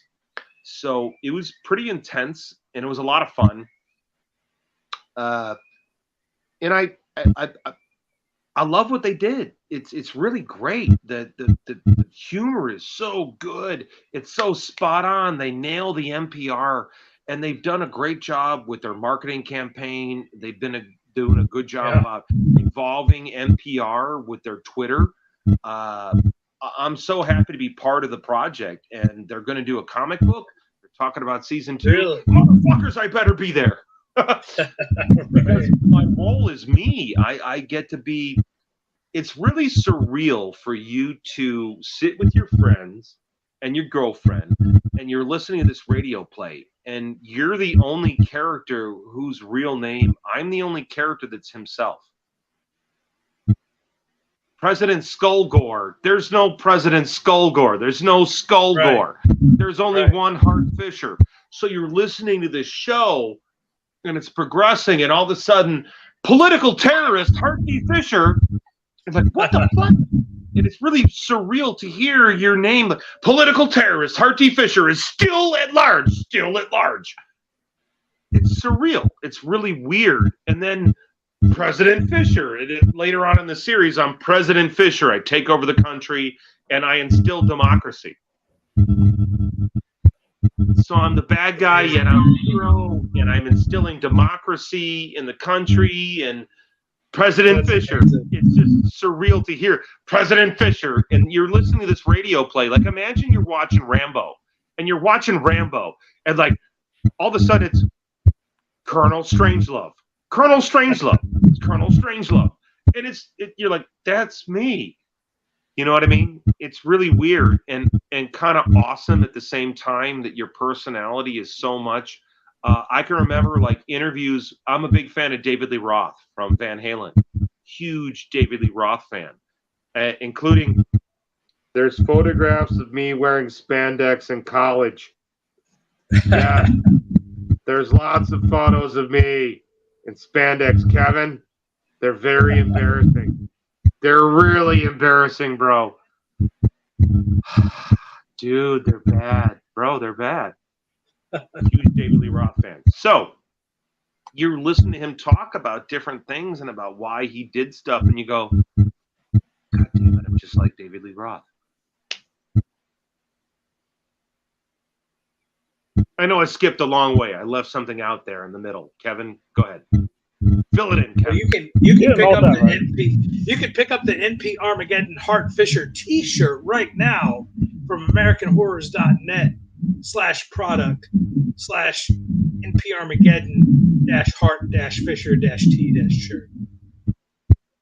All right, my stoned out brain remembered from the beer why I brought up David Lee Roth. Okay, so Rogan and other people interviewing him were saying that, like, you don't see David Lee Roth acting in a bunch of movies except as Dave because your personality is so much so that they only perceive you as David Lee Roth. And I kind of feel like with NP Armageddon and me being in The Orphan Killer 2, I'm in The Orphan Killer 2 as Hart Fisher. And I'm fighting the monster in The Orphan Killer 2. And I have a knockdown, drag-out fight with him on my front lawn. Which is where Billie Eilish grew up next door to. It makes sense that my identity has gotten so big that I don't get to play these other roles. I'd like to play these other roles. I like acting and I like doing that. But at the same time, a lot of times I'm cast as Hart Fisher. Right. You're a big enough personality, obviously. You fill up a fucking room. You might as well be Hart Fisher. Is that Billie Eilish? Who is Billie Eilish? On YouTube, or is it just strictly on American Horrors? No, there's okay. So anytime you see the opening credits to the American Horrors television show, Billie's in it, all of it. So Billie is one of the little girls, and she's got a black dress on, like black and white, like a Sunday dress. And her hands are covered in blood, her feet are covered in blood. And there's like a scene where like you've got a close-up of a hand and it drops a bloody knife. That's Billie. So who's Billie Eilish? Am I supposed to know this person? She's only one of the biggest pop stars of all time. Zach? I'm about to stand up and dangle my balls into this fucking camera just for you for asking that. Thank you for being so wonderfully ignorant. I have no clue. One of the youngest, biggest Grammy winners ever. I'm not a Grammy guy. Just sang the James Bond theme song for the last James Bond movie. No time. She's a big deal, Zach. She's a big fucking deal. And she's Hart's neighbor. James Bond. Zach's going, James who? Who's James Bond? I don't know. I saw the James Bond movie. Bond? Yeah, I've seen the new Daniel Craig ones. Those are good. Oh, If you saw the new Daniel Craig one, then the theme song was sung by Billie Eilish. this guy, It's just another voice in the void. That's all. there's this person named Craig, and I believe he plays a character named Bond. And Yes, he Bond does. is like, oh, I don't know. Does it matter what Bond does? Craig quite jack-offable. If you're a homosexual, you like the body of Mr. Craig on the steroids. Oh, Craig. Oh, great. I love him in Eating Cake. He's in that London cake eating movie. Oh, the layer cake. Oh, layer cakes. Listen, we've covered NPR Armageddon. We've covered Billie Eilish on American Horrors. We've covered the American Horrors channel. We've covered some of the American Horrors sale. We've covered the Kill Image. You have humiliated Zach live on the air. And Zach is just You don't have Wait, no idea how close I am to getting up and just dangling balls. I'm Oh, it's really really close to just standing up and dangling some balls here for you, buddy. But I love you. Where do I hang on? I'm gonna find those. I'm gonna find the mystery boxes. If I can get out of full screen here. Speaking of dangling balls, let's find the mystery box. Let's find the mystery boxes on American Horrors. Shop. You know what's funny? It's like, okay, so my girlfriend's here over in the corner. She is non-stop yapping away on her phone. The whole time we're doing this entire interview, she's I don't know what the fuck are you doing? Who are you talking to? Are you making Who are you even talking to? deals? Are you making Bitcoin deals? What is going It's on? been 3 hours.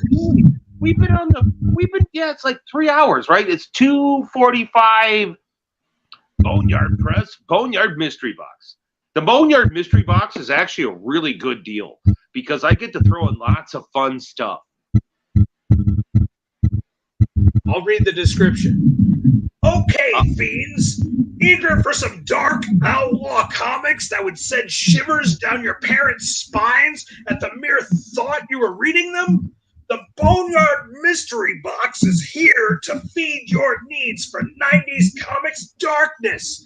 Between 10 to 14 items from the history of Boneyard Press, signed by Madman Hart D. Fisher.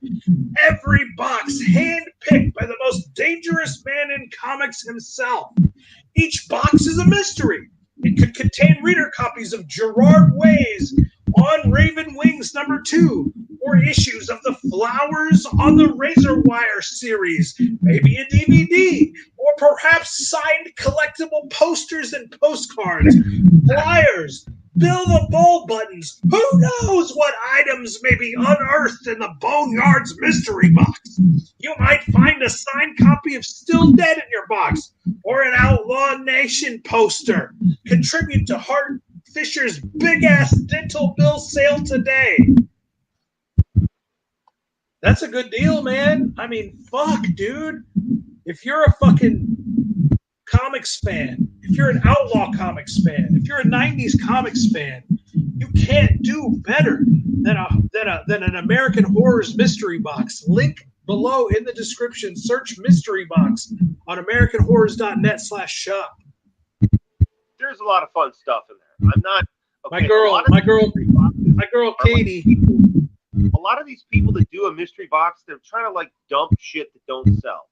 I'm putting stuff in there, like some of the stuff I'm putting in, I can't list in the store. I cannot put it in the store. There are rules. Can't put it in there. There's readers' copies. We're going to put a lot of On Raven's Wings books in there because a lot of them, they're not mint anymore. You know what I mean? They're damaged. So why not put them in there, the box, so you could read them? Right. So there's might not be worth $1,000, but you can still get the experience. Well, $25 for like 10 or 12 books, and at random, I'm going to be putting in original artwork. Like, so I'm going to be putting sketches that I do in the box. So you're not just getting these comic books. You could get a chance at getting like this original artwork, or you might get a signed copy of the Flowers and the Razor Wire DVD for the pilot we did for Japanese TV. or you might get a Jesus. I might put in a signed Dahmer Zombie Squad. I might put in signed copies of Outlaw Nation because it's fun for me. And I always there's a thing in collectible trading cards, and it's called a chase card. And so they'll create something that's really limited, and the idea is you're going to keep buying this crappy bubblegum trading card set to get this one goddamn card. Well, part of my fun has been just throwing in something really cool into every box. And I'm hand packing every box. Hand packing. Gay porn. Hand packing every box. Hart Fisher is going to have his hand in your box. Every box you get, every Boneyard mystery box, let Hart Fisher put his hand up your box. Hold on. I'm going to go pee real quick. I'm going to put Abby on. Abby, come talk to them. I got to be careful. I've got no pants. I'm personally, I'm going to buy one of these Boneyard Press mystery boxes. There's no question. If you're a fan of Outlaw Comics, you have to get your hands on one of these Hart Fisher Boneyard Press mystery boxes. That's just a given. And we've talked about so much here tonight. We've talked about Kill Marvel. We've talked about Kill Image. We've talked about MP Armageddon. We've talked about The Sale. We've exhausted our resources talking American horrors. We've talked about Human Hibachi 2 premiering on American Horrors, the Roku channel, around 10 p.m. on July 4th, Independence Day, and the following Friday, Cockhammer, Kevin Strange's Cockhammer, along with the Space Worms Kickstarter trailer, is going to be playing around 10 p.m. Central Standard Time on the American Horrors channel. This is, we've covered as much breaking news as possible. Zach, you seem unimpressed by all this. I don't really like comics. I'm not a big comic book fan personally. I prefer literature. I prefer letters. Fiction moves me. I prefer the written word. No, I actually did download American Horrors. I'm not really watching it. Oh my gosh, that's loud. You guys didn't believe me when I said I had no pants on. I had no pants. I saw Hart Fisher. The blanket Hart counts. Fisher, we've covered Human Hibachi 2. We've covered the premiere of Cockhammer on the American Horrors Network. Cockhammer. What's Cockhammer about? Cockhammer is the story of Norman Cockhammer, a snuff porn filmmaker who is sacrificing all of the prostitutes in Strangeville in these satanic rituals in order to transcend and become a demigod. But he's run out of hookers. Cockhammer translates to your comic book that you got the fundraiser for. Does it translate to the Space Worms? Cockhammer universe. In the universe, yeah, Cockhammer exists in the Strangeville universe. All of the characters exist in the Strangeville universe. The sort of combining thread are the characters Nixon and Hogan, who are kind of like my Jay and Silent Bob characters. They're the requisite stoner weed dealers in Strangeville, and they sort of appear in most of the stories, or they're at least talked about in all of the stories, and they sort of hold Strangeville together. Cockhammer the feature film, doesn't have anything to do with Space Worms, but American Horrors. Friday night, October. God damn it! I've been July. Cockhammer premiering on American Horrors, July 14th, Friday night, July 14th, p.m. Central Time. 6 p.m. 10 p.m. You say 10 p.m. Yeah, 10 p.m. Along with the Space Worms trailer with the Hart D. Fisher quote. Let's play that. Even though we don't have any audio, we're gonna play that trailer. Stop playing things with no audio. We're gonna play that. Well, I'm gonna talk over it. Don't worry, you don't have to talk over it. I'm gonna talk over it. Here we go. It's right here. It's right here. So I'm just gonna see. Here's the thing. I'm the narrator of this trailer, so all I have to do. There's not gonna be any music, but I'm just gonna narrate the fucking trailer. Here we go. Here we go, sir. Kevin Strange. Hang on. Here we go. Kevin Strange is what happens when you murder Mike Diana with laced LSD, and a demon from the sixth circle brings him back as a bane to the cream pie generation. Hart D. Fisher. American Horrors. Your VO sucks. The notorious Kevin Strange. Two-time nominee for the Wonderland Award for Excellence in Bizarro Fiction. Winner of the Best Film to Smoke to at the Tulsa Underground Film Fest. And 20-year veteran of extreme horror. Returns for his most extreme works to date. Kevin Strange's Space Worms. I don't remember the dialogue for all this. When a heinous meteor crash lands in the peaceful town of Strangeville. I remember that part. Ethan and Preston, two loser virgins from Strangeville, are invited to a party by Esmeralda, the finest, most popular girl in Strangeville High. Nothing can stop our hapless heroes from scoring with the craziest trim in town. Nothing except vicious, crazy space worms. Vicious, flesh-eating, brain-eating space worms. I forget the fucking rest of the dialogue here. Kevin Strange's Space Worms, coming July 3rd. 164 pages of extreme violence, absurd horror, amazing drug use, and absolute violence. I don't remember what the fuck the dialogue is here. Ad copy. Space That's what I Worms. just read. Like, do you have extra ad copy in front of you? No, I don't. I'm just fucking going off what I remember writing the fucking script. Kevin Strange's Space Worms. Funding now, only on Kickstarter. That's going to air on your channel, so by the time it airs, it's going to be funding now. I'm a hot girl right now, but I'm on this show with you. I love you, Kevin. I'm having a great time. Not quite as much fun as the hot girl sucking my cock, but this is fun in a second place manner because you can only get your dick sucked so many times in a day. Viagra or not. Hey, Kevin, you're muted. Zach, Kevin, you're muted.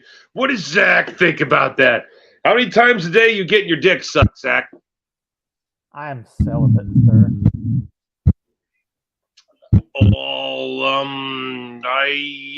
Okay then. How long has my fucking mic been muted? Has it been muted the entire trailer?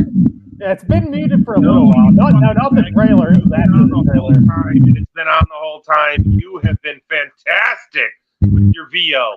And that's why I had to ask, where's the script? It came I didn't. I just kind of went off. I could have brought up the script on my phone, I guess. I have my phone right here. I could have brought the script for the trailer up, but I went off, what I remember. But anyway, you saw some of the art. That's what I can do. I've been doing art, sequential comic book art for about 4 years. I really enjoyed that. That was a lot of fun. Thank you. It's a crazy comic book. The art is what it is. You either love it or hate it. It's very Mike Diana-esque. It's very graphically violent and sexual. And my work, all of the Strangeville work, is sort of a reflection of what I believe the insane, crazy society we live in looks like. It's sort of this is my sort of deconstruction of the modern culture. And I actually just had a message from a comic book guy that I added on Facebook, and his response to my Facebook ad was, you seem to be like an awesome guy, but I'm a Christian, and an angel saved my life, and I can't get into the demonic stuff. And my answer, because my current webcomic is called Death to Strangeville, and it's got satanic ant demons that are fighting Kevin Strange. It's a self-insert comic, and sort of like Kill Image, even though you didn't intend for it to be Hart Fisher. The artist sort of went went in that direction and made it Hartfisher. My Death to Strangeville involves Kevin Strange. Kevin, I'm sorry, I'm laughing because is that how weak your God is? Your God is that weak, so that if you read one thing, you're gone. Is that how weak your Lord is? That's sad. That's sad. Whoever felt It's that more of a reflection of the person than the God, I think. But I run into this a lot where more conservative-leaning, Christian-leaning people don't want to get into my work because they think, watching the movie Cockhammer has the opening scene of Cockhammer is a satanic ritual where Cockhammer beats a woman's face in with a baseball bat and then chainsaws her tits off and eats them in a satanic ritual. And people say, "Oh, you're a Satanist. I can't watch this kind of filth, this extreme trash." Cockhammer's the villain in the movie. He's the bad guy. You're supposed to hate him. Just because I play him doesn't mean I worship the devil. No, brother, how many Satanists do you actually know? I'm sorry. The audio cut out. What did you say? Do you actually know how many devil worshippers, like out devil worshippers, do you know? Not many. Just a couple. A couple guys I went to high school with. I know a shit ton. I know. We talked about that on the last stream. We talked about Stanton LaVey and all that. You going to his wedding and everything. Stanton. I was not at his wedding. I knew his ex-wife just a little bit, not a lot. It isn't like we were buddies or pals. I knew Stanton LaVey from interviewing him for American Horrors. I'm aware of other people that were buddies with him. I knew his ex-wife, who there were a lot of allegations about him beating and stuff. And so I knew her. And I've known a lot of other Satanists besides that, but a lot. So that's why I would laugh that somebody would think that what you're doing is satanic, because it's not. No, it ridicules and mocks Satanists, if anything, and like I said, it's a reflection of the current culture we live in and the extreme sex and the extreme violence of our culture. As a person who knows so many of these practitioners, who knows so many of these people and philosophies, I can be the person who goes, "Sorry, this is just a funny book." It's just a funny book, man. It's just a funny book. No, it's just a comic. Are you trying to convert people to the devil? Absolutely not. I don't think Absolutely so. not. Are you having fun? In fact, you seem like a big weed guy. Like, you've done really good. Like, I see on your page, you do a lot of shows like at weed conventions and cannabis We do shows. great at weed conventions, yeah. So do you feel that your work translates better to people that are stoned versus people at a convention? For sure. My work is definitely for stoners. I definitely write extreme violent. Well, that's the thing about my stuff is more in line with John Waters. John Waters once said that his work is good, bad taste.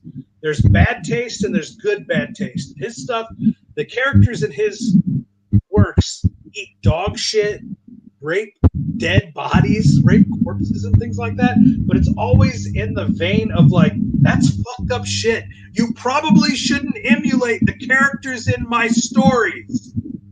It's meant to be outrageous. It's meant to be outrageous. It's meant to be ridiculous. It's meant to look at this stuff and say, this is fucking absurd. And especially in the world we live in today, it's a politically correct world, but it's also such a, we've turned the corner on sexuality and violence in a way that glorifies the most extreme notions of sexuality and violence. And so the characters in my stories indulge in the most extreme sex acts.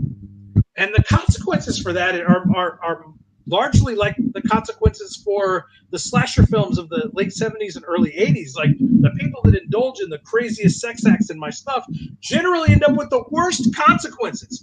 And for example, Cockhammer, the film that you're playing later next month or early next month, July 14th, Friday. July 14th around 10 p.m. on the American Horrors channel.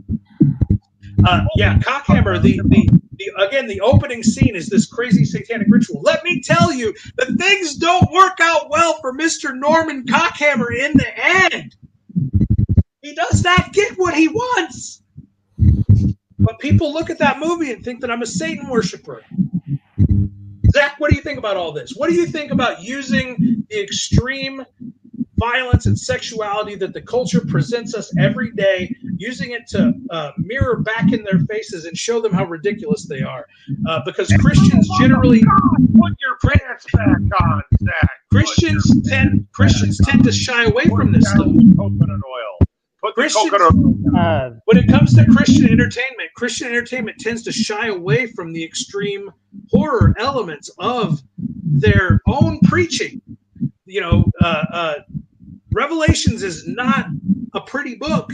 It's a violent, horrific book, which is rarely shown in Christian entertainment. Tell me about how you feel about this stuff, Zach. Stop picking on Zach. He's a nice kid. I would actually give you a twofold answer. You kind of sit back down. Wait until he comes back. Give him an answer when he's back. Okay, so I would say that I believe, on one hand, I do believe that you're correct, that when you have all of these Christian organizations, especially Christian publishers, which I remember reading a thing one time that it was actually a lot of these things are Jewish ran, that they try to make things extremely PC, or not PC, extremely PG, when they're being more PG than the Bible, which I would say is wrong. However, I would also say that there's a dual angle that comes in when you're talking about passions. Are you making work to excite passions? Are you making work to excite people in lust, excite people in basically thinking, are you wanting to get people sort of turned on by degeneracy? That would be the question I would ask you. Like, do you think the work would be the same if you took the degeneracy away? Do I think what? Can you hear me? Definitely trying. Do I think what? Are you able to hear me? Zach, I will schedule the channel. Okay, here's the thing. My girlfriend. I'm really having a hard time hearing. Girlfriend off the channel here, who's sitting to the side. I have specifically gotten back from a date and changed the entire American Horror schedule to what we could fuck to. We changed the channel. It's been a rush for me. Like, hey, baby, what do you want me to eat your pussy to? So the girl says, hey, I'd like to have this movie on while you eat my pussy. So I schedule that movie. And the girl's like, this is fantastic. This guy just changed the schedule to an entire television network that's being watched worldwide to something that's more palatable to eating my pussy. That's one of the great joys of running American Horror for myself and for my sexual partners who really like it. And I also found out the soft way that too much of my own voice kills my erection. If I'm getting it on with fun, sexy time with my girl and the channel's playing, it's all cool until there's too much of hard talking. When there's a lot of hard talking,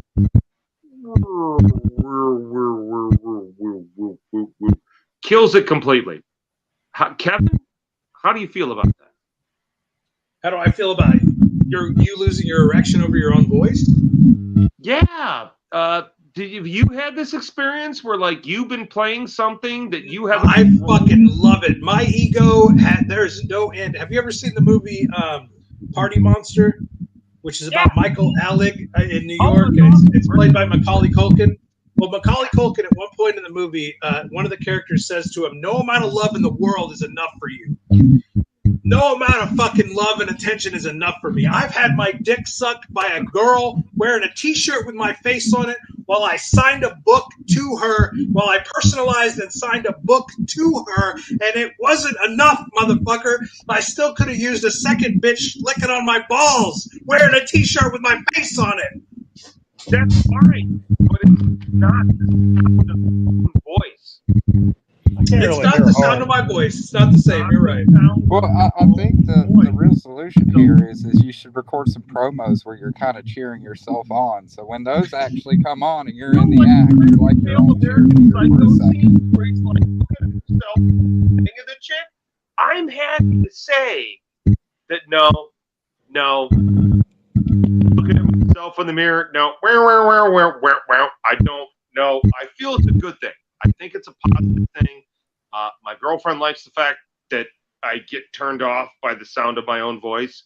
She feels that's a good thing. That's a positive thing. That goes down. No. Too much of my voice. Yeah. No. And I think that's a positive thing. And I'm here to tell the audience, I don't know if I've said this in a goddamn interview anywhere. Oh my God. Kevin, you son of a bitch! Kevin, what did you get me to announce? I love it. I love where these. You giggling son of a bitch. I love where these conversations You go. know about that cum rag you call a beard, and so finally you fucking pulled it back, and it looks fantastic. By the way, you're a very handsome guy. If you get rid of that horrible cum rag beard, you're a very handsome man. You've got a lovely boyish feature. You've got a great smile. The hat's fine because I know you're bald as fuck now. I didn't know that before. I didn't know you had a head like shaved balls. Yeah, like shaved balls. Here's the thing about the hat. Because shaved balls are a little veiny and they're kind of bulbous and they move around. But you're good and you're really handsome and you really got this great boyish smile. And so you got to stop hiding behind the cum rag. You have the beard pulled back, looks really good. The cum rag, not so much. Beard, you look great. Listen, it's obviously I'm overcompensating for the lack of hair on the top. I'm putting the hair on the chin. It's just how it goes. It's a mistake. You're handsome enough. You don't need the cum rag. A lot of people accuse me of being self-conscious over being bald because I wear hats. I've only worn hats. I have a towel now, so it's chafing me. I was sitting here with no pants, and now the Inquisition, what a show. I've only been wearing hats for about the last 5 years. I've basically been bald for as long as I've had hair. I had hair for about the first 22 years of my life. I'm 43, so next year I'll have been bald as long. Like big ball hair or like thatch because of this compensation. No. I try to keep that shit. I try to keep that shit as shaved as. I try to be considerate to. If I was gonna lick balls, I would rather lick shaved balls than hairy balls. How about you, Zach? You were gonna lick balls? And I wanted to include Zach in this conversation because I don't feel that Zach is nuts. I really can't hear him, and it's like I'm breaking up a lot. Yeah, do you have American Horrors up pretty loud there, Hart? I can't hear you very well. That response. That was really good. No, I'm literally being serious. I can't hear you. We're having some audio issues with you, frozen Hart. for me. Like his screen and everything is frozen. Oh, but no, it's not. He's just like the he's kind not of frozen. That I want them to like go through the Amazon forest down there. Like they have to like be that committed. You gotta like, prove it. You gotta prove your devotion to the balls. Yeah, my dick is like El Dorado, so it's reserved for only people who are willing to risk the most dangerous conditions to get to it. So in the passenger seat of the car, your wife is driving. Do you not hear the words coming out of your mouth as you sit in the passenger seat? oh yeah, she's right here. She's got to go through the rainforest, man. Say hey to our expeditioner. Tell them how hairy my ass is. Who's got Chewbacca butt? She calls me Chewbacca butt. So she's saying that when she tosses your salad, there's way too much in the way. There is flavor savers, man. Come on. No, that's my mustache. See this? That's the flavor saver. Anal hair is Paradoxically, I don't keep a mustache. I leave the mustache to the Freddie Mercurys of the world, if you know what I'm saying, Hart. as a professional pornographer. Sadly, I'm with Zach on this one. I can only hear like every third word. Yeah, I really can't hear Hart at all. The anal hair flavor. There is, well, there are these dirty Kevin, can you hear Hart? I can't hear him at all. dirty, perverted bastards that It keeps going in and out. here is a so you're trying to tell me that your wife has a dingleberry thing? All right, have at it. That's cool. That's all. Do you have American Horrors on in the background, Hart? We're having trouble hearing you. Yeah, I can't hear anything he said. It's like my girlfriend I can't hear. I don't think he. broadcast here. She's like, Jesus Christ, you're on the air with these guys. Now your pants are off. Your It kind ass of sounds like somebody's tasing his mic over and over like again. really. Yeah, it's like, oh gosh, it hurt my head. Well, we're having trouble hearing you, Hart. It's about to hurt her. We've covered all the grounds I wanted to cover tonight. We're over 3 hours into the conversation. We've plugged the American Horrors dental sale as much as we can. There's a lot of. I'm gonna buy that mystery box. I know Zach's gonna buy that mystery box. I am too. I'm just waiting for payday. Right. We're gonna take care of you there on your bill there. We've got Human Hibachi 2. Dude, I'm broke. I freaking spent like probably $80 at the arcade with my girlfriend last Sunday, so I'm freaking broke. I'm just glad that like Box $25.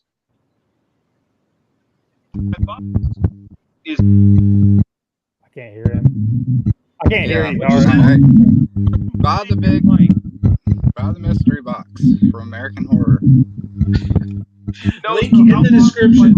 Yeah, it's in the description. I'm not good at I muted it and unmuted it, hoping that it would help the audio issue, but it didn't help anything. We're having a lot of trouble hearing you, Hart. Yeah, I've really not been able to get a sentence out. It's only in the last 20 minutes or so we've had some trouble hearing you. The rest of the interview's been great. It's been a fantastic time. We covered all the bases I wanted to cover. Is there anything else you wanted to cover, Hart, before we? No, they just stopped at the stop sign. Yeah. I can't. I'm just shit myself. mystery box today. Stuff that's going Had on. flashbacks. This stuff is all published from years and years ago. So it's a limited edition stuff. Like you get stuff that's never coming back. Kevin, can you hear any of that? I can't. No. I mean, I can hear like tiny bits and pieces. Here, I'm gonna mute you guys and see if that helps. Go ahead, Hi, Hart. I'm Hart from American Horrors. Can you hear me now? Yes. Check one. Hit us with your final words, sir. Well, guys, we're doing the big ass dental bill. What does that mean? It means it cost me $500 fucking bucks to get the tooth yanked out of my back of my head that's been bugging me for over a year. It's been causing me a lot of physical pain. I cracked my molar in half. So this is the big ass dental bill sale, helping me to pay for this dental bill. All these comic books are there. They're new. They're not from a different store. They're not from some other store. They're not from a collector. So when you get a comic book from me, a Boneyard Press book, it's like it's brand new. So we've got this special big ass dental bill sale happening right now at AmericanHorrors.net/shop. and it's filled with cool stuff. Lots of collectible comic books. I'm really pushing the mystery box right now, the Boneyard Press mystery box. Lots of fun, lots of cool shit in there. Also, coming up July 4th, American Horrors, one fright only. That means these films are going to play one night only on American Horrors and disappear. So on July 4th, one fright only, Human Hibachi 2. Then on Friday, July 14th, Cockhammer, one fright only. Then on July 21st, Ravage Nation, one fright only on American Horrors, the world's greatest, fastest growing horror television network in the world.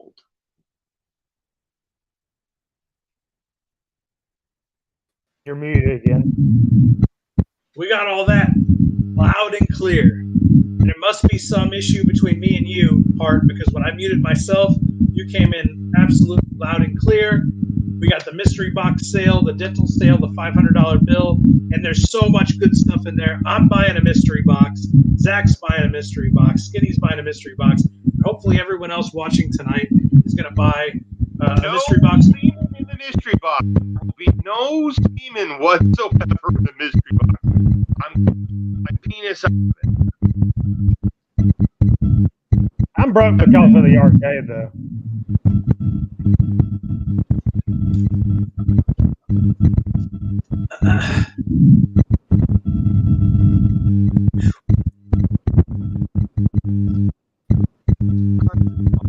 I'm lagging so much as the host here. It's been difficult for me to mute myself and let you talk and all that stuff. We're having audio issues here at the end of the whiskey. It's all that fucking whiskey. You're drunk now. You got a You're big right. smile on your face. We got to wrap it up. It's over. We're wrapping it up. 3 hours and 20 minutes. It's been a blast. Hart, I love you, brother. We're gonna do a lot of. I think we're gonna do a lot of stuff together in the future, including maybe some live shows together. We've been talking about it. We've been flirting with the idea. I would love to get together and be able to sell next to Boneyard Press. Again, that would be a huge career highlight for me. Skinny's also expressed interest. Let me unmute him here. No, that would be a nightmare. You've never done a show next to me. I'm a fucking nightmare. I'm all Hart all the time. 110% Hart D. Fisher. So if you're not gonna get like a muted button, it's gonna get worse. Then you gotta smell me. It's gonna be awful. I love it. I can't wait. Skinny's expressed interest in coming down and selling comics with us. I imagine doing a 20-foot block. That's Skinny Comics, Boneyard Press, Strangeville Comics. Hart, you and Skinny need to talk privately. His Otis Stein book is so fucking funny. It's so fun. Okay. It's so politically incorrect. You'd love it. You know, all of us working together would be fantastic. Zach, on the other hand, his little delicate sensibilities probably wouldn't work for our Hart, but we love him anyway. We appreciate him. Thank you. He keeps us honest. I think we're all closer in ideology to Zach than he realizes. And, well, we could just have him on the sidelines saving our souls. True, that's what I'm saying. Like he's the paladin. He's the paladin in the background. Like, Jesus, guys, come on! I'm doing the best I can here. Casting spells of spiritual healing. What are you doing that you think someone's got to save your soul? No one has to save my soul. I walk with my Lord. You're fine. I didn't hear any of that. Yeah. I'm trying to mute myself. It's a lag.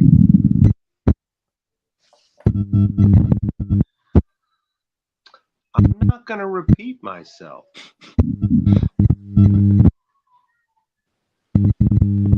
Good night, guys.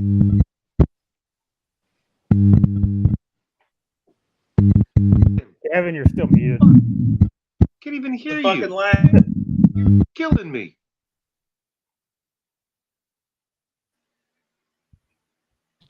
It's a fucking lag. I pressed the button. It doesn't do anything for fucking 10 seconds. The mic thing was on his end too. That buzzing thing's gone now. Yeah. I don't know. It wasn't there originally. It wasn't there in the beginning. Man, what a cool dude. What a great storied career. The king of outlaw comics, the best that's ever done it. He's Hart one of the Fisher, reasons why I got into comics, man. Like I always looked up to him and the stuff like Glenn Danzig was doing with like what was it, the Veronica stuff, and like you know. I always saw people being outraged about that stuff on the news, but at the same time, you know, I would see like half naked, good looking Black Aaliyah on MTV and nobody had any problem with her. So right. I don't know. Yeah, he's the man, dude, and he's definitely been blacklisted from the industry for obvious reasons because you can't tell the truth to a bunch of fucking politically correct little pansies, and that's fine. It is what it is. We have these little avenues. My little YouTube channel is so small, nobody's going to notice. Hart Fisher gets his message through in the underground. It's just like the movie. What's the fucking movie with Wesley Snipes and Sylvester Stallone, where they come back in the future and everything's politically correct? Oh, Demolition Man. Yeah, I love Demolition that Man. It's movie. we're like the underground people that are disconnected. We're from like the, Dennis Leary in that movie when he's talking about like run down the street spreading jello all over his naked body. And exactly. you're like an evil Mr. Rogers. I love that movie, man. That movie. Yeah. I'm so glad that people are now finally starting to pick, because every time I would make a joke about the 3 shells or something for like most of my existence, it just fell on deaf ears. Nobody knew what the hell I was talking about. But Right. now that movie's actually picking up because reality's getting a little close to it. A little too close. A little too close for comfort. All right, brothers. I'm glad you guys joined me on this show. I've had a lot of fun tonight. We did what we could for Hart. Link in the description to the AmericanHorrors.net shop where you can shop for all kinds of crazy, one-of-a-kind, really expensive items, really cheap items. I'm going to get that mystery box. Yeah, We're all I going to am get that too. mystery box. I've been wanting to get it anyways because I had started talking to Hart about a week or so ago, and I saw that on one of his posts, and I was like, "Oh man, I'm definitely getting one of those next time I get paid." For sure. All right, guys. I'm going to get out of here. Space Worms hits Kickstarter next Tuesday. Hopefully, I have to go through the review process. Hopefully, that only takes a couple of days. And it will be my first Kickstarter project. So if it ends up delaying it a couple of days, whatever. Who cares? How many Nobody days cares. are you going for 30. for your campaign? 30? I'm going to do 30. Yeah. Okay. 30's always worked for me with Indiegogo, so I'm going to stick to that.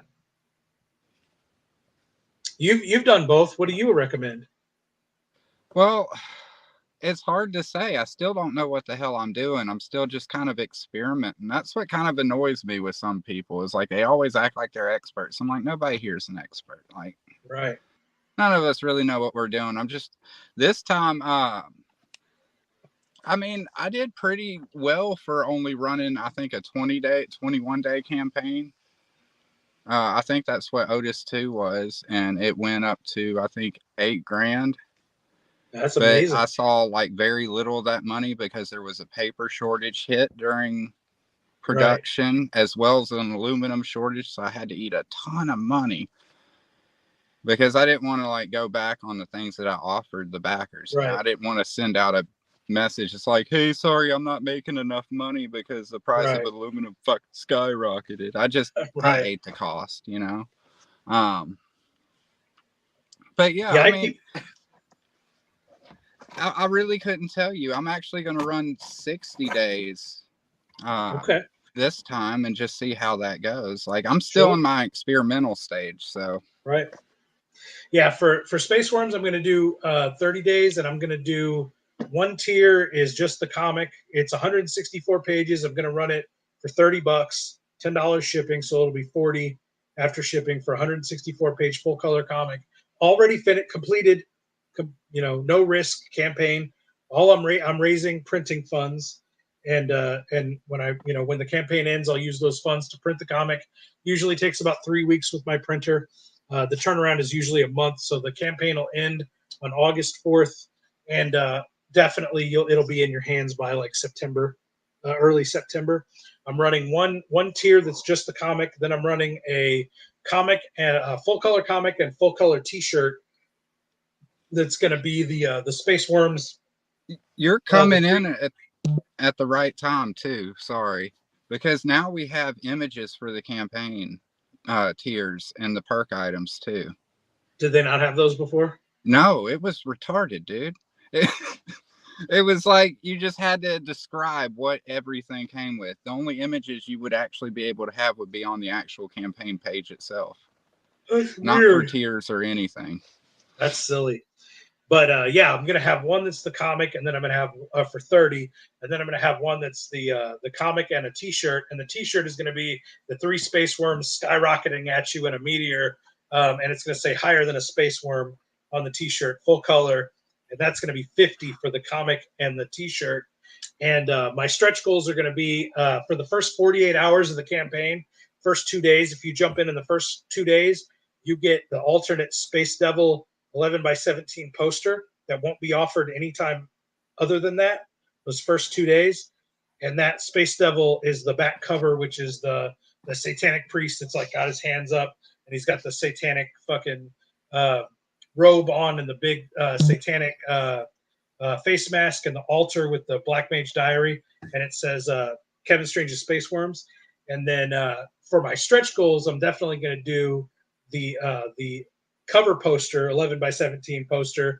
If we hit stretch goal number 1, for stretch goal number 2, my plan is to do little 3x5 sketch cards where I'll actually do an inked space worm on there, signed by Kevin Strange, original art, 3x5 sketch cards, and see where that goes. Might do another like a thank you video tier beyond that. But my 2 tiers that I'm definitely going to do are the 11x17 cover poster and the sketch card. And then the 2 actual tiers are going to be the comic. Well, I guess there's 3 tiers because I'm going to offer the comic digitally for $10, then the physical comic for 30, and then the comic and the T-shirt for 50, and do that for 30 days. That's my plan. Have you considered doing a hardcover edition too? I would love to do a hardcover through Amazon, but I'm not sure that Amazon won't nuke my account for having explicit sex in the pages. Oh yeah, I was just thinking about, because I usually just go through Mix'em. I don't do any of the Amazon stuff, even though my book's on there. I just don't go through. Who do you go through? Printing anything. Who do you go through well, for hardcover? I've printed with Mix'em. I've printed with Comics Wellspring, and I've printed with Kablam and Ready Comics. So I'm actually familiar with printing books. That's the one thing I am familiar with. Well, we'll talk privately. People don't like to watch us talk how the sausage is made, but I would love to do hardcovers. Yeah. I do hardcovers of my novels through Amazon. So we'll talk about hardcovers in private, and I'll absolutely do that. I might just do a run of that just to sell at conventions. Yeah. Yeah. So anyway, that's about it. What do you have to shill right now, Skinny? Well, I've got my campaign that is currently in review, and I'm hoping to launch it in August, but I'm going to have signups starting up here soon. I could send you a link to the preview of the campaign, I guess. I don't know. I it's hard for me to show anything right now because I'm on my phone.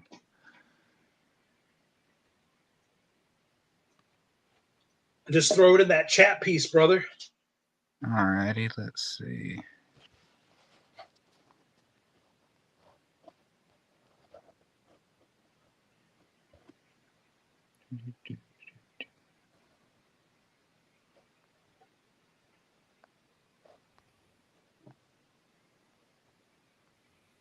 There we go.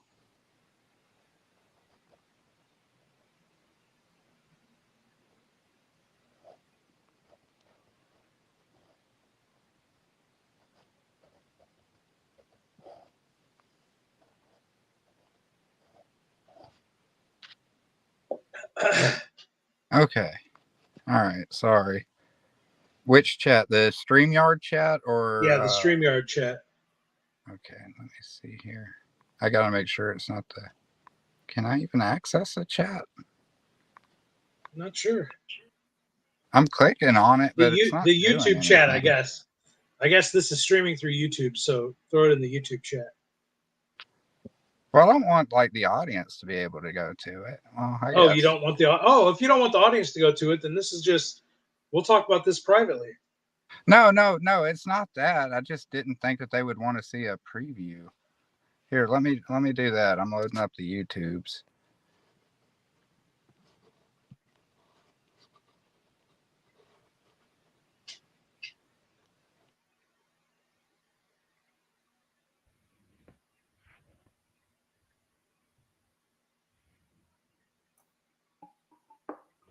Okay. All right. I dropped it in the chat, the YouTube chat, because I don't know why StreamYard one isn't working here. I hate technology. Technology is the devil. Yeah, All StreamYard right, so you got the anything other preview than a laptop sucks. We got the preview for Otis Stein #3 on Kickstarter in the chat. Zach, what are you shilling right now?